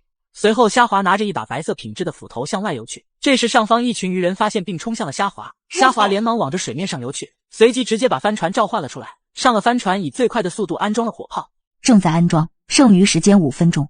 此时，鱼人群也通知了自己的大统领过来。虾华此时脸上已经冒出了冷汗，但还要装作镇定。大统领先生你好啊！你小子居然敢偷我的火炮！不要说的这么难听嘛！既然你知道这是你的火炮，想必你也知道它的威力吧？不想被我轰炸，就赶紧回去吧。是吗？我的武器我不知道吗？虽然这个火炮威力很大，但你也要打得中我才行。那你可以试试。虽然不知道你复活的原因，但是我能嘎你一次，也能嘎你第二次。分波动。说完，手上就开始凝聚起了飓风。优能火炮安装完成。系统提示完，虾滑连忙打了一炮过去。知道我为什么收藏这个优能火炮却不使用吗？就是因为它的攻击对我来说速度太慢，躲开太容易了。随即大统领顺着飓风飞到了空中，然而火球却转着弯追了过去。燃烧效果触发，每秒强制扣去1/10的生命值，持续3秒。你速度是很快，但你没想到我有护目镜吧？这次我也要让你尝尝嘎掉的滋味，再打你3次你必嘎无疑。说完，虾滑又往大统领打了一炮，再一次的鱼人大统领被火焰吞噬。此时他浑身充满了战意。人类，你们从上来岛就一直嘎我们鱼人族，作为鱼人一族的大统领，今天便是倒在这里，我也要让你看看我们鱼人族并不是任由你们拿捏的羔羊。虾滑这时继续打了一炮过去。人类，就让你见识一下鱼人一族真正的力量吧。说完，大统领闪起一阵光芒，大统领迅速变成了一条50米长的巨大鲸鱼，随后吐出了一条水龙卷冲向虾滑。炮弹打在大统领身上，瞬间把他打得奄奄一息。水龙卷此时还在往虾滑那边冲去，他根本没想挡住火球，这水龙卷就是冲着我来的呀！虾滑连忙趴下，准备迎接即将到来的打击。水龙卷打在船上，瞬间就出现了破损，很多处地方也开始漏水。帆船受损，逐渐渗水，修复需要200木材、100植物纤维、10铁块，修复时间1小时。是否修复？正在修复，已停止漏水，完全修复需要1小时。此时的大统领奄奄一息躺在水面上，可惜了，我能把他给嘎了。虾滑这时不等他休息，又打了个炮过去。这次在炮弹的轰击下，一个白银宝箱出现在了鲸鱼上面。大统领嘎了，这个人类居然嘎了大统领，为大统领报仇，嘎了这个人类。然而虾滑这时已经在鲸鱼身上取得了宝箱，看着鱼人群暴动冲了过来，虾滑连忙驾驶帆船朝外开去，很快就甩掉了众多鱼人。这个人类就是在这里消失的，鱼人一族大统领居然被人类嘎了，通知所有鱼人向外围进攻，一旦遇到人类就攻击，我们要让所有人类陪葬。随后虾滑拿着大统领掉落的宝箱逃离了湖面。上岸后，虾滑很快就找到了周灵瑞两人。此时周灵瑞脸上带着一丝哭腔，虾滑哥哥，我还以为你嘎了呢。好了，我这不是好好的，这里不宜久留，鱼人统领已经被我嘎了，整个鱼人现在都开始了暴动，我们赶紧离开。什么？鱼人统领嘎了？你嘎的吗？回头再跟你解释，赶紧走了。就在虾滑3人向宝藏岛外围赶去的时候，这边还在深入宝藏岛的队伍已经被鱼人包围，聊天频道也是炸开了锅，人人都在吐槽着虾滑害了他们。2天半后，虾滑几人也终于快接近宝藏岛外围，系统也提示了宝藏岛沉没和海上风暴剩余的时间。虾滑这时拿着一根长矛刺向了一块石头，瞬间石头被长矛震成了一块块碎片。紫色品质的合金震荡长矛，消耗电能可以不停的快速伸缩，对所有攻击的物体造成巨大的震击伤害，有5%概率触发暴击将目标震成碎片。这汤玉成的武器还挺好用，以后再也不怕近战了。虾滑这时又看了眼正在升级的帆船，此时帆船还在14升15的过程中。随后虾滑打开了大统领掉落的白银宝箱，空间宝石10个，每个宝石可以拓展仓库的一个物品栏。紫色品质的主动技能，风波动，控制风元素的技能，可以凝聚风元素进行防御和攻击。鱼人统领高级鲸鱼人的招牌技能，需要服用过2级强化剂才能使。现在帆船等级还不够，估计要3级生成里面才能有2级强化药剂了。这边使用了控水被动技能的周灵瑞正在玩着技能。虾滑你快看，我还能控制水流飞起来呢。会飞有什么用？就你控制这点水又咋不嘎别人？这一打击，周灵瑞兴奋的神情立马蔫了。好了，休息的差不多了，宝藏岛还有2个半小时就要沉没了，我们离开吧。随后几人便又开始了赶路。2个半小时后，虾滑几人也是顺利离开岛屿。此时岛屿也是缓缓下沉，数分钟后海面上已经见不到岛屿的身影了。虾滑这边正无聊的看着聊天频道，好险啊！幸好最后我逃得快，下了海才完全躲开了鱼人。我也是，宝藏岛开始下沉，刚刚都还差点被漩涡给吸下去。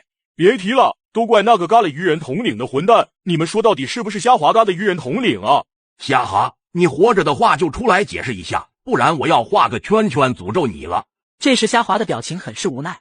大家好，我是虾滑。对于各位怀疑我嘎的鱼人统领导致鱼人暴动这个说法，我想说的是你们无凭无据的，凭什么说是我嘎的？小心我告你们诽谤啊！我就说不是虾滑大佬嘎的吧，你们误会他了。这时系统弹了一条提示，把虾滑吸引了。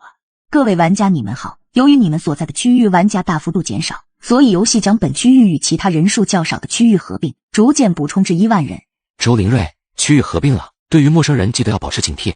周灵瑞点点头表示明白。这时虾滑雷达弹了出来，提示附近有生物靠近。怎么回事？检测到敌人了吗？吉娜准备战斗，还得有东西。话音刚落，一个巨大的触手拍在了甲板上。我的妈呀，好长的一条触手，这要是烤着吃，那不得馋死。这是一条鱿鱼吗？居然长得这么大！主人，对付这种软体生物我最拿手，要不我直接电了它。这么大一条，要是做铁板鱿鱼，得吃多少天呢？吉娜下海嘎了它，别让它跑了。这么大一条鱿鱼够我们吃1个月了。然而就在此时，远处传来了一个动静，一个背脊出现在海面上，冲着过来，一下子就把大鱿鱼给吞到了肚。我的妈呀，这么大一条大白鲨啊！沙雕，真的是你啊，沙雕，我还以为找不到你了呢。随后虾滑直接跳到了沙雕身上拍打着，哈哈，沙雕你是怎么变这么大的？此时周灵瑞表情也放松了下来，吓我一跳，是虾滑哥哥的宠物救星。这时沙雕丢了一个石头到船上面，虾滑回到船上拿起来看了下，幽能晶石，变异的海洋生物脑中可能出产的晶石，拥有非常强大的能源。海洋生物吞噬晶石会变得越来越强，也可以用于其他道具的消耗能源。幽能，这个晶石居然还有幽能，沙雕你倒是还算忠诚，有了好处自己不要，还惦记着我。说完虾滑就把晶石丢了下去，这次你先吃了吧，下次再说。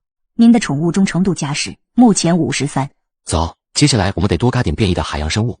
随着虾滑一声呼喊，3人1船1沙雕浩浩荡荡的出发了。2个半小时后，虾滑发现了一个海洋生物正在攻击着一群人，木筏上的人一个个使劲攥着手中的武器，希望能获得一些安全感。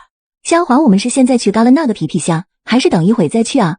木筏上的人我不管，我只在乎那只皮皮虾，我们现在就过去，免得等会他逃走就麻烦了。沙雕，你先沉海里去，没我的命令不要露头。然而此时木筏的人已经看见了虾滑的帆船，大家快看，是帆船，它向我们靠过来了，我们有救。是啊，这人的载具居然是帆船，看样子等级还不低，等我们上船了，再也不用担惊受怕了。吉娜，你去解决他吧。说完，吉娜直接跳下船朝皮皮虾那里去。吉娜抬手一道电击打过去就嘎了皮皮虾，随后便带着皮皮虾游了回来。木筏的人都惊讶地看着吉娜，就这么嘎了吗？你刚才为什么不快点过来？要是早点让我们上船，我老婆跟那些人就不会嘎了。虾滑神情淡漠地看了一眼他们。吉娜，别管他们，我们走。虾滑，你是虾滑对吧？要是你不来，我们全都得嘎，真是太谢谢你了。顺手而已，不用谢。那个虾滑大佬，你看现在宝藏岛没了，我们在这海洋上经常会被这些变异生物袭击，不知道我们能不能上你的帆船避难呢？毕竟大家是同胞嘛。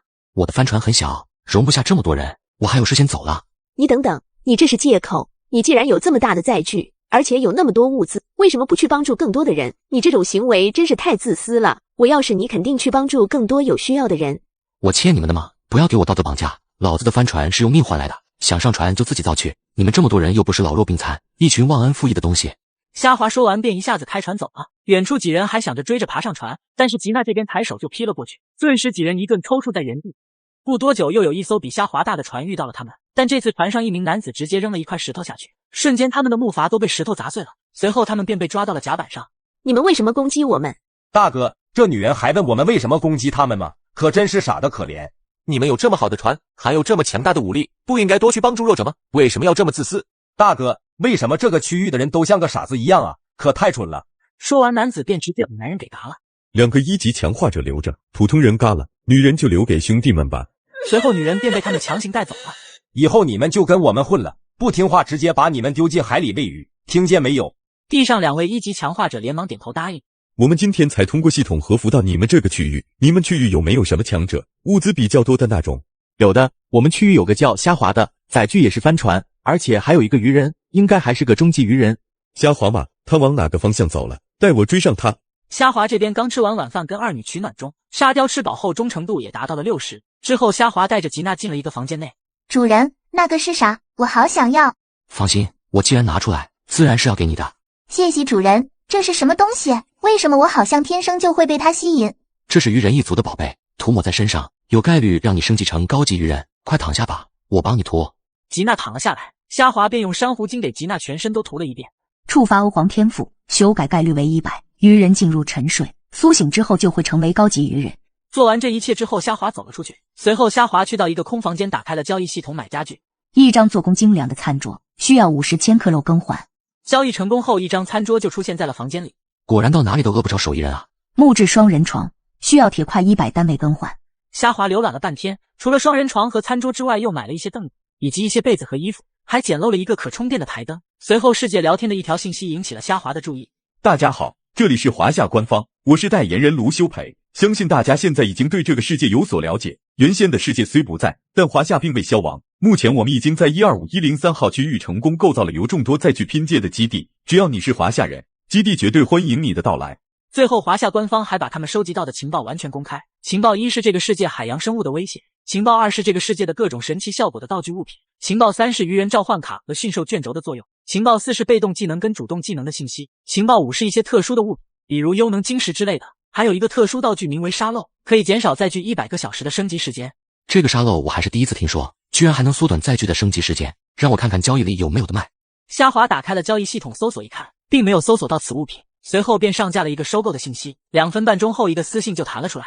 虾华你好，这里是华夏官方，我在交易里看到你的收购信息，不知道能不能和你详细谈谈。可以的，卢先生，你是不是有沙漏能够出售给我呢？不错，基地里目前有一部分沙漏是准备要出售，但是不知道虾华小哥是否买得起。买不买得起还得看卢先生怎么定价了，如果价格太高的话，我自然也是买不起的。虾华小哥谦虚了，在聊天频道里谁不喊你一声虾华大佬啊？相信你的物资并不少，当然我们作为官方肯定对沙漏这种物品的定价自然会公道。卢先生这么说，我肯定是信得过官方的，不如你直接报个价给我，是需要食物淡水还是其他什么东西呢？既然虾华小哥这么直接了，我也直说了，一个沙漏可以用300千克的食物或者100升的淡水，或者10个白色品质道具或者1个蓝色品质道具交换。虾华小哥你自己看看你能换几个？虾华松了一口气，没想到他说的价格还算公道。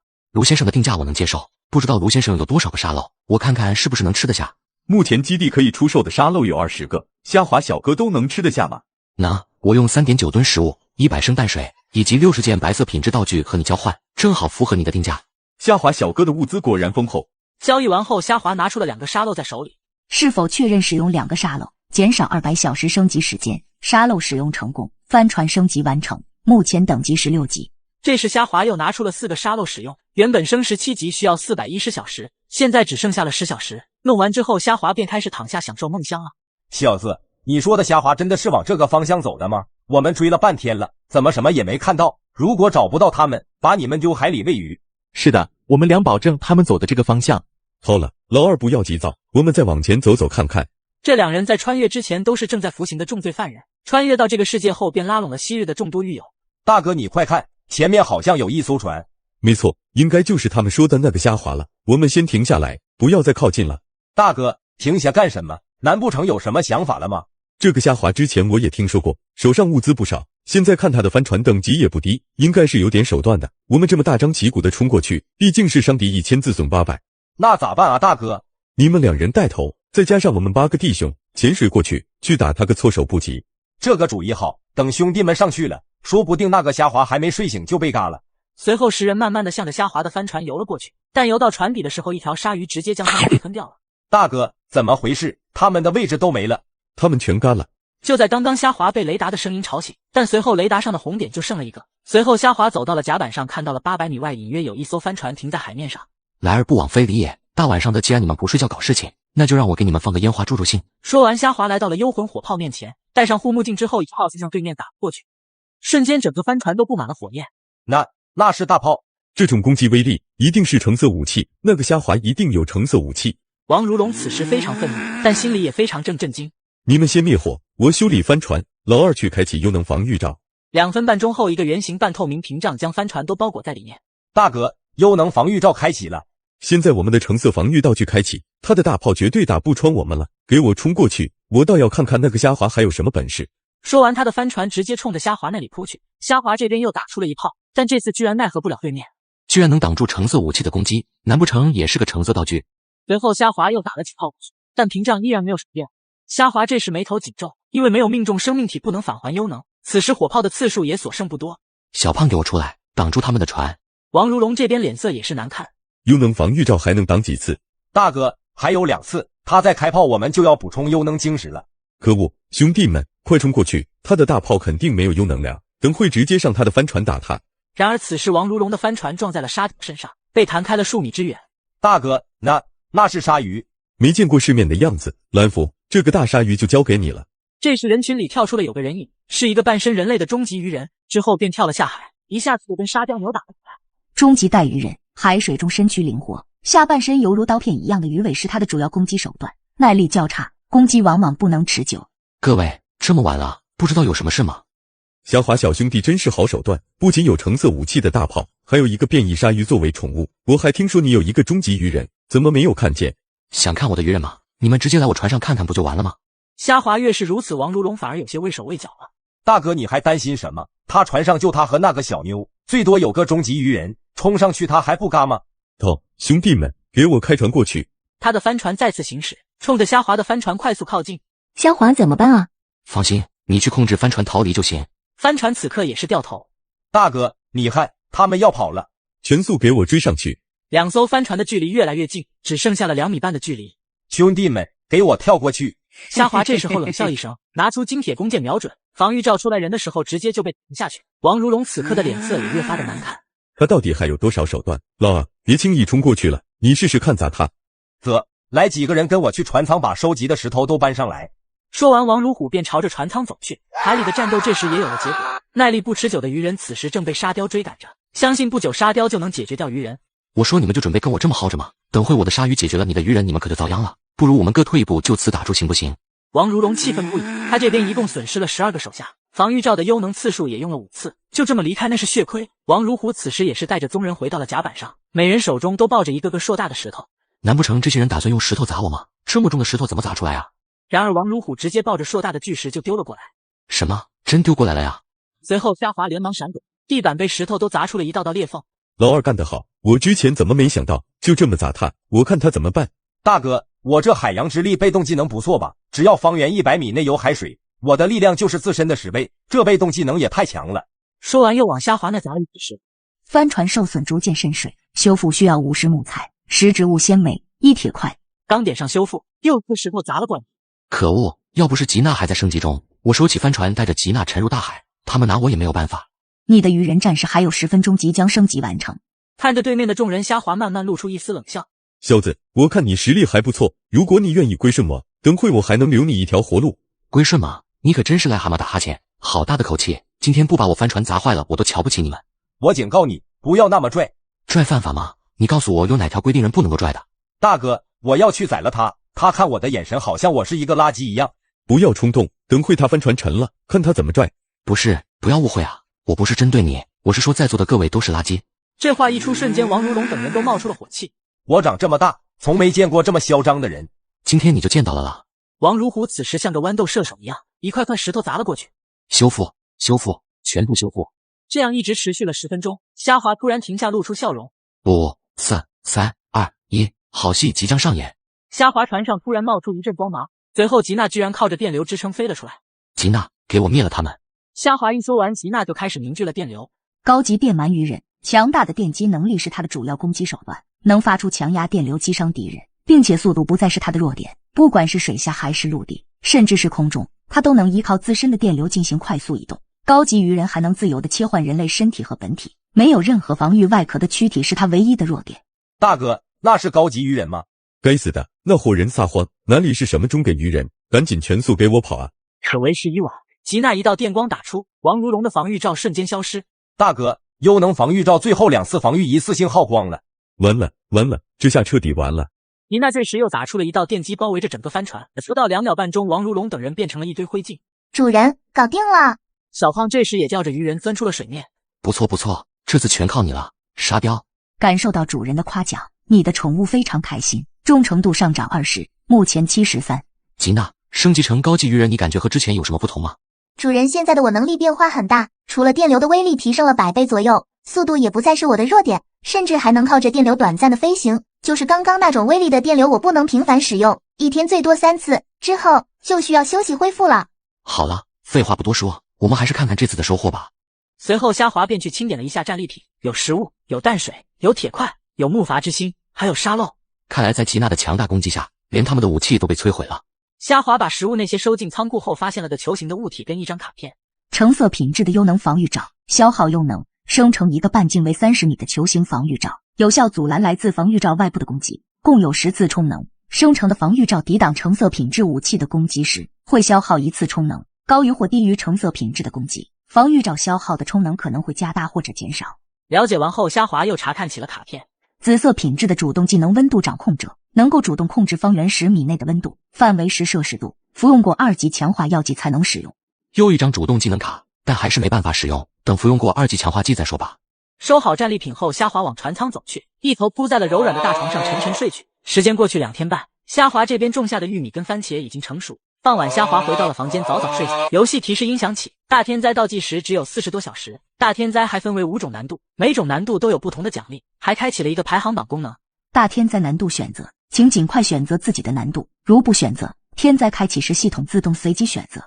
虾华看到这，犹豫了半天也没能决定自己的难度，随即打开聊天频道看了起来，里面全部都是选择简单和困难的，一个选地狱难度的都没有。第2天的时候，排行榜统计完成，排行榜每日奖励确定，区域排行榜每日奖励为淡水，世界排行榜奖励为沙漏。奖励居然是沙漏，现在帆船还有30小时就能升到20级了，到时候3级商城也能开启。虾华连忙打开弹窗，选择了死亡难度。大天灾海上风暴难度已选择，目前难度死亡。虾华又打开排行榜，选择了上榜。齐娜，你和小胖继续警戒，今天不航行了，我下去找周灵瑞打一架。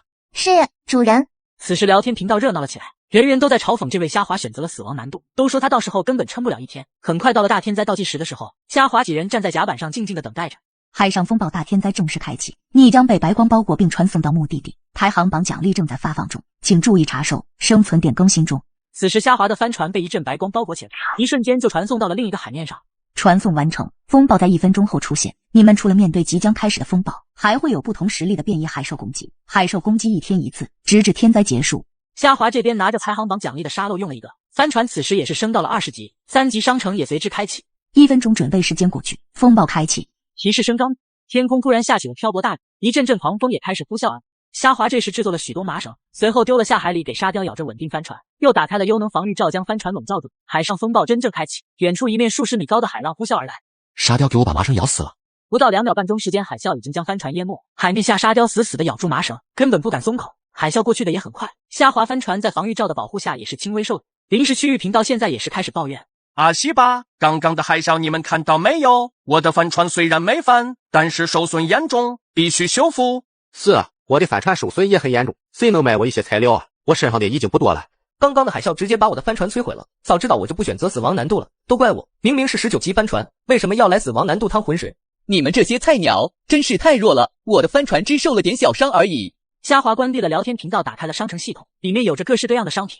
2级红药水，1级蓝药水，补充主动技能每日使用次数1次。2级强化药剂，50%概率提高身体各项能力，比如力量、速度，必须要服用过1级强化药剂才能服用，否则会爆体。1级强化卷轴，10%概率强化你的道具，使其威力或功能提高20%，最高强化到5。蓝色品质的潜水服，潜水的工具，每次使用可以让你在水下滞留1小时，冷却时间1小时。紫色品质的螺旋桨，装载在21级及以上载具上的动力系统，消耗优能，提供稳定而又强力的动力，提高载具的航行速度至每小时100公里。邮轮升级图纸，你的帆船达到20级后，可以解开21到30级的权限。航海有声风暴大天灾终于来临，虾华凭着幽能保护罩和沙雕的保护下安全度过。3级系统此时也是开启，里面有着各式各样的物品。虾华看了一眼自己辛苦赚来的1万多生存点，狠心咬牙就买下了游轮图纸跟螺旋桨。随后虾华点击使用图纸，游轮升级图纸使用，你的载具成功解锁21至30的升级限制。现在升级需要的铁块突然暴增了，还增加了一个铜块的消耗材料，反而木材和植物纤维的材料很少，看来可以凭着信息差大赚一笔。说完，虾华急忙在交易中上架出售信息，很快虾华就将2000木材和2000植物纤维全部销售一空。虾华凭着自己的实力也是得到了一个黑心商人的恶名。虾华之后又点击帆船选择升级，又使用了沙漏减少了900小时，剩余7天的时间才能升级完成，希望到时候有轮的防御力、死亡难度的天灾不会造成损失吧。世界公告，已有玩家成功服用2级强化药剂并取得效果，凡是服用2级强化药剂并成功的玩家将会开启新功能人物属性，请玩家自行查看。听完，虾华买了2瓶药剂，找到了周灵瑞，两人一同喝下了强化药剂，瞬间两人身上发出一股强大的力量。我试的概率我一下就成功了，现在我应该是一个2级强化者了。你成功了吗？我不必须成功吗？看看自己的属性吧。虾华看起了自己的属性面板，就连沙雕和吉娜的属性也全都数据化了。周灵瑞这边的面板就显得很普通了。随后虾华拿着温度掌控组技能卡递给周灵瑞使用，同一时间两人的属性面板又多了个主动技能。几人之后来到了甲板上，周灵瑞一抬手，身旁的雨水在手上凝聚成了一个冰球。这么强，你怎么做到的？我现在可以瞬间改变10米以内物体的温度，可惜1天只能用3次，而且我的控水能力和温度掌控者结合起来，作用的范围也不大。说完，周灵瑞操控着冰球往前飞去，过了10米的距离，冰球就掉在了地。虾华看着这么拉的周灵瑞，头也不回地走向了船头。虾华手上凝聚了2团篮球般大小的风团，虾华心神一动，风团合2为1，不停地变换。虾华一抬手，飓风利刃瞬间冲进海水中，炸起无数浪花。之后虾华又进入了商城，买了2瓶红药水、1瓶蓝药水，还有4个强化卷轴。之后走到了幽能火炮前，使用了一招强化成功，幽能火炮加1，攻击威力提高20%。虾华又给了幽能防御罩强化了一次，强化成功，幽能防御罩加1，防御力提高20%。此时用过强化卷轴正在聊天频道里面吐槽，警告大家，集强化卷轴千万不要买，这就是一个坑爹玩意，10%的成功率，老子用了10次，1次没成功，呸！早知道先买游轮升级图纸了。楼上的真是睿智，这种概率道具也敢这么拼，1万生存点就这么打水漂了。是呀，我现在感觉这个海洋末日游戏肯定是鹅厂开发的了，什么道具都有概率，坑爹玩意。我就敢用1次，可能是我运气好，1次就成功了。我的武器现在强了可不止1星半点。此时吉娜在控制室看着远方，主人，海啸又要来了。什么又来了？周灵瑞，快回来，危险！这时船头的周灵瑞双手举起，这时迎面而来的海水居然绕着帆船从两面划了过去。周灵瑞此时也是一下子瘫坐在地上。我终于不是你的累赘了。怎么样？有没有受伤？只是有点脱力而已，只要能帮到你就好，至少我现在也不算是一个没什么用的花瓶了。你有这个心意就行了，海啸太危险了，下次不要这么冒险了，快点进去休息一下吧。之后的虾滑打开了区域的聊天频道，还好，海啸终于停了，要是再来一次，我的帆船都要被摧毁了。誰不是呢？幸虧我們的船長厲害，我們面對海嘯才能存活下來，要不然我們帆船早就翻了。你们船長厲害，面對海嘯不是靠帆船登基嗎？即使2級強化者也沒什麼辦法吧？他怎麼個厲害法？樓上無知了吧，一看就不是華夏人。在華夏官方無償公開的情報裡，服用2級強化藥劑之後，是可以使用主動技能卡的。剛剛樓上說船長厲害，應該是使用了主動技能卡。你们华夏官方还专门有人收集这些情报吗？并且无偿公开，这也太幸福了。我收回之前瞧不上华夏官方的话。真羡慕你们这些人，你们的船长好像都有不同的手段，我们就惨了。刚刚的2次海啸，差点让我们船毁人亡，真不知道即将到来的海兽攻击怎么应付。就怪我们的蠢货船长，非要选择死亡难度，现在真要死了。此时游戏的公告再次来临，变异海兽即将来袭，要大家做好准备。吉娜、周灵瑞，等会见到变异海兽的时候，你们主要负责牵制，我用幽能火炮攻击。话音刚落，海面上忽然传来一声嘶吼。吉娜，你飞到空中帮我看看那只海兽的位置。吉娜瞬间飞上了100米高空。主人，周围没有任何生物。沙雕，你给我注意海里的动静。周灵瑞，你去控制室，幽能防御罩就靠你控制了。下一秒，巨大的嘶吼再次，雷达探测器上出现了一个巨大的红点。沙雕，他在海底，你小心点。沙雕这时也发现了敌人，直接发起了进攻。可下一秒，沙雕就被打飞出海。随后，一个长达100米的巨型海龟露出水面。吉娜，准备攻击，给沙雕报仇。虾滑在幽能火炮处准备攻击，可是海龟开始翻滚起来，一下就把虾滑的帆船撞飞了数米远。虾滑，幽能防御罩损失了2次充能。他奶奶的，吉娜给我电他。说完，虾滑直接打了一炮过去，直接精准命中了他的脑袋。吉娜这时也接着打出一道电击，却没在海龟身上留下任何痕迹，但海龟嘴里冒出青烟，似乎受了内伤。虾滑这边又打出了一炮，海龟这时直接沉入海水，瞬间没了踪影。什么？他居然跑了？看来这只海龟之里也发生了变异。吉娜，你追下去看看。吉娜没有犹豫，瞬间犹如一道闪电之。虾滑这时来到了沙雕旁边，此时的沙雕没有丝毫动静，跟打了一样。但随着虾滑一瓶2级红药水喂进去，沙雕也是醒了过来。你的宠物对你非常感激，忠诚度提高18%，目前100%，达到满额之后，宠物对主人会绝对忠诚，不可能叛变。刚才那个海龟逃了，但是不知道会不会再来，你小心一点，不要跟他硬刚，拿肉跟人家龟壳撞，不知道你咋想的。不一会，吉娜也回到了虾滑身边。主人，那个海龟速度很快，在沉入海底的瞬间，我再次攻击到它了，但似乎对它的伤害并不大，之后还是被它跑掉了。我知道了，没事，不管它，先休息一会吧。航海求生大天灾出现100米巨型海兽，沙雕第一个发起进攻，可下一秒沙雕就被打飞出海面，巨型海龟还把虾滑的帆船撞飞了数米远。稳住帆船后，虾滑补了一炮过去，吉娜接着也补了一道电击，巨型海龟瞬间嘴吐青烟，受了内伤，2秒半种后就潜入了海里。就当虾滑一行人继续前行的时候，海龟又偷摸的追在了虾滑帆船后面，随后一下就把虾滑的船撞飞了起来。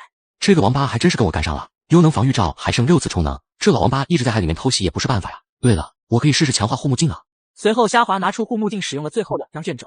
蓝色品质的护目镜加2，提高1.4%的命中率，同时强化你的目力，能够对一般的物质进行透视。随后虾滑戴上护目镜往海里看去，海下200米，一只体型巨大的海龟正盯着帆船。之后虾滑走到了幽能火炮处。周灵瑞，你去控制帆船，我们继续逃跑。周灵瑞听话的控制着帆船逃跑，可巨型海龟按耐不住了，瞬间冲向帆船，戴着护目镜的虾滑直接补炮过去，海龟又损失了3%的生命值，随即海龟转头向海底逃去。虾滑这时又是一炮轰出，命中海龟后也是带走了他最后一丝生命。沙雕几分钟后拖着海龟浮出了水面，虾滑跳到了海龟身上，然后将长矛刺进海龟头颅，直接就爆出了16个幽能晶石。处理好海龟后，把肉也是上架到了交易里面，瞬间频道里涌出无数消息。虾滑大佬恐怖如斯，我们困难的难度遇到的30多米魔鬼鱼，到现在还在跟他斗着呢。现在我们的船长居然要我们成员下海跟他肉搏。虾滑大佬卖海龟肉，我们的船长说是最近食物不多了，急需购买1片，我要去买点。我们是地狱难度，刚刚船长被那变异鲨鱼给吞了，现在帆船已经损坏渗水，我们没人有权限修复，看样子都要完了。楼上可真惨，刚刚我们船长普兰奥马已经成功击杀了80米的变异海兽，速度只比那个虾滑慢一点点。80米海兽这也太强了吧！普兰奥马就是那个世界排名第1的人吗？难怪啊！很快，虾滑的海龟肉那些成功出售完。虾滑看了仓库的幽能晶石总共有22颗，随后虾滑补充了防御罩跟幽能火炮的次数，又丢给了沙雕3颗，最后仓库只剩下了10颗晶石。剩下的时间，虾滑早早去躺下睡觉。第二天提示音响起，昨日物资获取生存点6315，在距升级获取生存点1000，目前生存点7353，世界排行榜奖励空间宝石10个，区域排行榜奖励木材100。虾滑打开商城，再次购买了5张强化卷轴，生存点只留下了2000多备用，之后把5张强化卷轴都用在了雷达探测器上。用了这么多张才扩张到200米，要是强化卷轴多一些，或者只要100生存点1张就好了。此刻系统已经提示今天的海兽马上开始攻击，雷达探测器此刻弹出，密密麻麻的小点正在往这边靠近。什么鬼？怎么这么多的小红点？虾滑向着海面上看去，只见一群变异海兽瞬间冲了过来，没几分钟就把帆船围了起来。居然是这么多的食人鱼，我滴个乖乖啊！这时沙雕朝着最近的食人鱼咬去，可紧接着口中传来剧烈疼痛让他颤抖，最后不得不将食人鱼都吐了出来。沙雕，你不要硬来，你先躲开，不要受伤。吉娜，你电他们试试。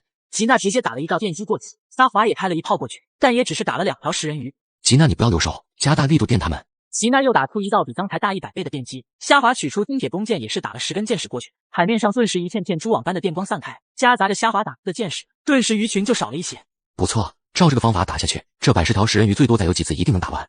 可突然雷达再次弹出，又一群密密麻麻的红点向这边游来，虾滑的额头顿时冷汗连连，但没办法，只能继续打出10根箭矢。就连周灵瑞此刻也控制海水变成冰球砸向食人鱼，但还是赶不上食人鱼的攻击速度。此刻的防御罩充能只剩下了2次。难道我们就这样完了吗？不行，就算是嘎了也要拉上这些食人鱼垫背。随即虾滑手中凝聚出一道风团，分化成3道利剑向着食人鱼打去，但只在食人鱼身上划出一道伤痕而已。虾滑再次凝聚一次飓风打去，但无巧不巧跟周灵瑞凝聚的冰球撞在了一起，瞬间化成一道锋利的冰刃冲向食人鱼，直接打穿了3条食人鱼。居然还能这么结合！周灵瑞，你再弄一些冰球向我砸来。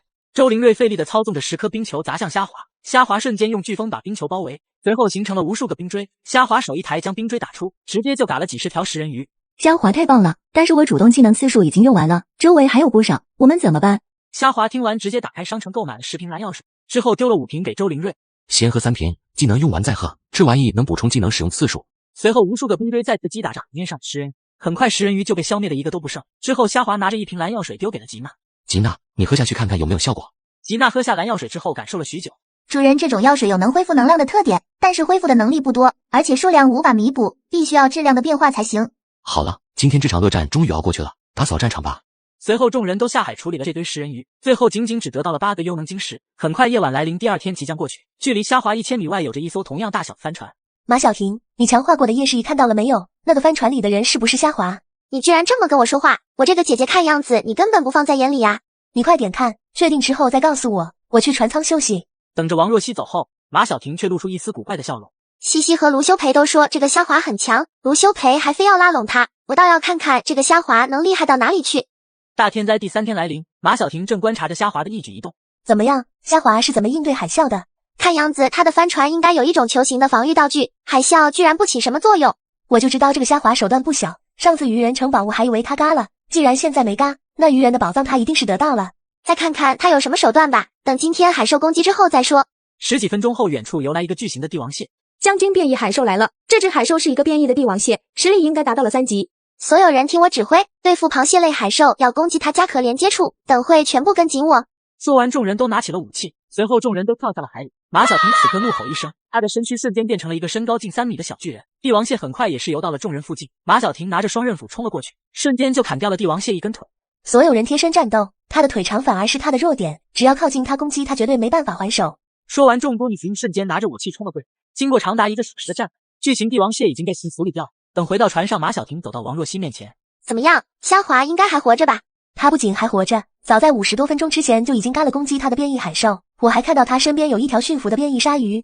马小婷瞬间一愣，根本不敢相信王若曦的话。虾滑昨天夜里一狠心把所有的幽灵晶石给沙雕，今天早上的时候，沙雕已经进化成80米大小。沙雕进化后还得到了一个技能。大白鲨等级3，技能空间切割，在自身范围的100米内，能在任意一点形成1到10米长的斩击。就靠着这个技能瞬间处理在区分。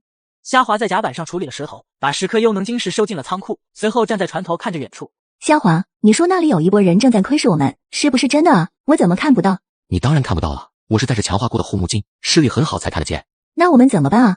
暂时还看不出他们有什么想法，我们静观其变吧。这时马小婷等人向着虾华这边行驶而来，随后马小婷上下打量着虾华的优能防护罩。妹妹们，不知道你们过来有什么事情呢？请注意你的言辞，其实我找你也没有别的原因，只是想问问你愿不愿意合作。合作吗？什么意思啊？我原来是华夏部队的，我的人品你绝对可以放心。而虾华大佬，你的实力非常强，在这天灾里我们能有幸碰见，为什么不携手共度难关呢？我想就不必了吧，死亡的难度的风暴我应该可以应付，多谢你的好意。我可不相信你会拒绝和部队的人合作，你肯定还有其他原因。这时虾华指着对面的王若曦，你问问他就知道了。听到这话，马小婷回过头和王若曦问起了来龙去脉。虾华事情的始末我已经知道了，你不跟我们合作就是因为宝藏岛西西独自撇下你逃跑吧？他本来就是被你胁迫的，遇到危险还不能跑吗？我不是怪他逃跑，我只是觉得和这样的人合作我不放心而已。王若曦此时的脸色变得难看无比。小婷，你非要拉他一起吗？人家这么不愿意，我们还死皮赖脸的说什么？马小婷没有理会，冲着虾华说，虾华，要不这样，你愿意合作的话，我愿意和你分享官方内部的情报。然而虾华此时已经调转了帆船，渐行渐远。实在不行，我可以低价卖给你一些物资，目前属于大天灾，这些都是重要物资啊。虾华的帆船已经行驶了200多半，马小婷此时终于忍不住了。我还有一些优能晶石、空间宝石，还有2个沙漏，我能力有限，就这么多了，低价卖你。下一秒，虾华的帆船瞬间回到了他们旁边。我想了想，刚才你说的似乎很有道理，你们还是可以信任的，我们应该能好好合作一番。王若曦的脸上此时已经透露出无语的眼神。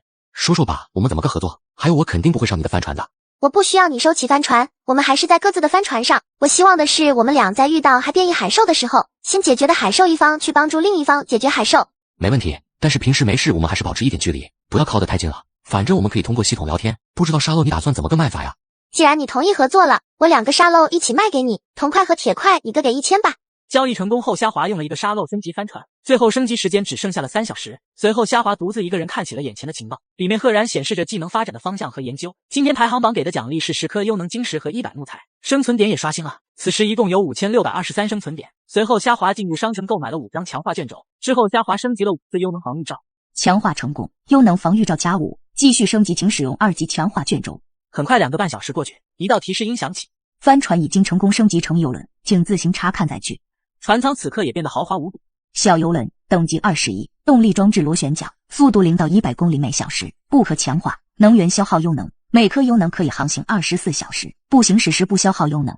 虾华补充完游轮的能源之后，只剩下了10颗优能晶石，之后顺手点击了升级游轮。游轮升级中，需要时间62天12小时。随后虾华拿出沙漏使用，游轮升级时间只剩下了58天8小时。马小婷此刻突然发来了信息，虾华，你游轮升级成功了吗？是啊，升级成功了。你这也太快了吧，我才收集齐材料，你就已经成功了。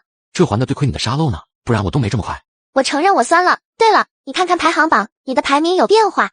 虾华此时打开了排行榜，区域排名没有丝毫变化，还是第1名，世界排名却是往上提了1名，此刻排在了第2。此刻聊天频道里的人也炸开了锅，大家快看，虾华大佬变成世界第2了，不愧是大佬，永远第一审。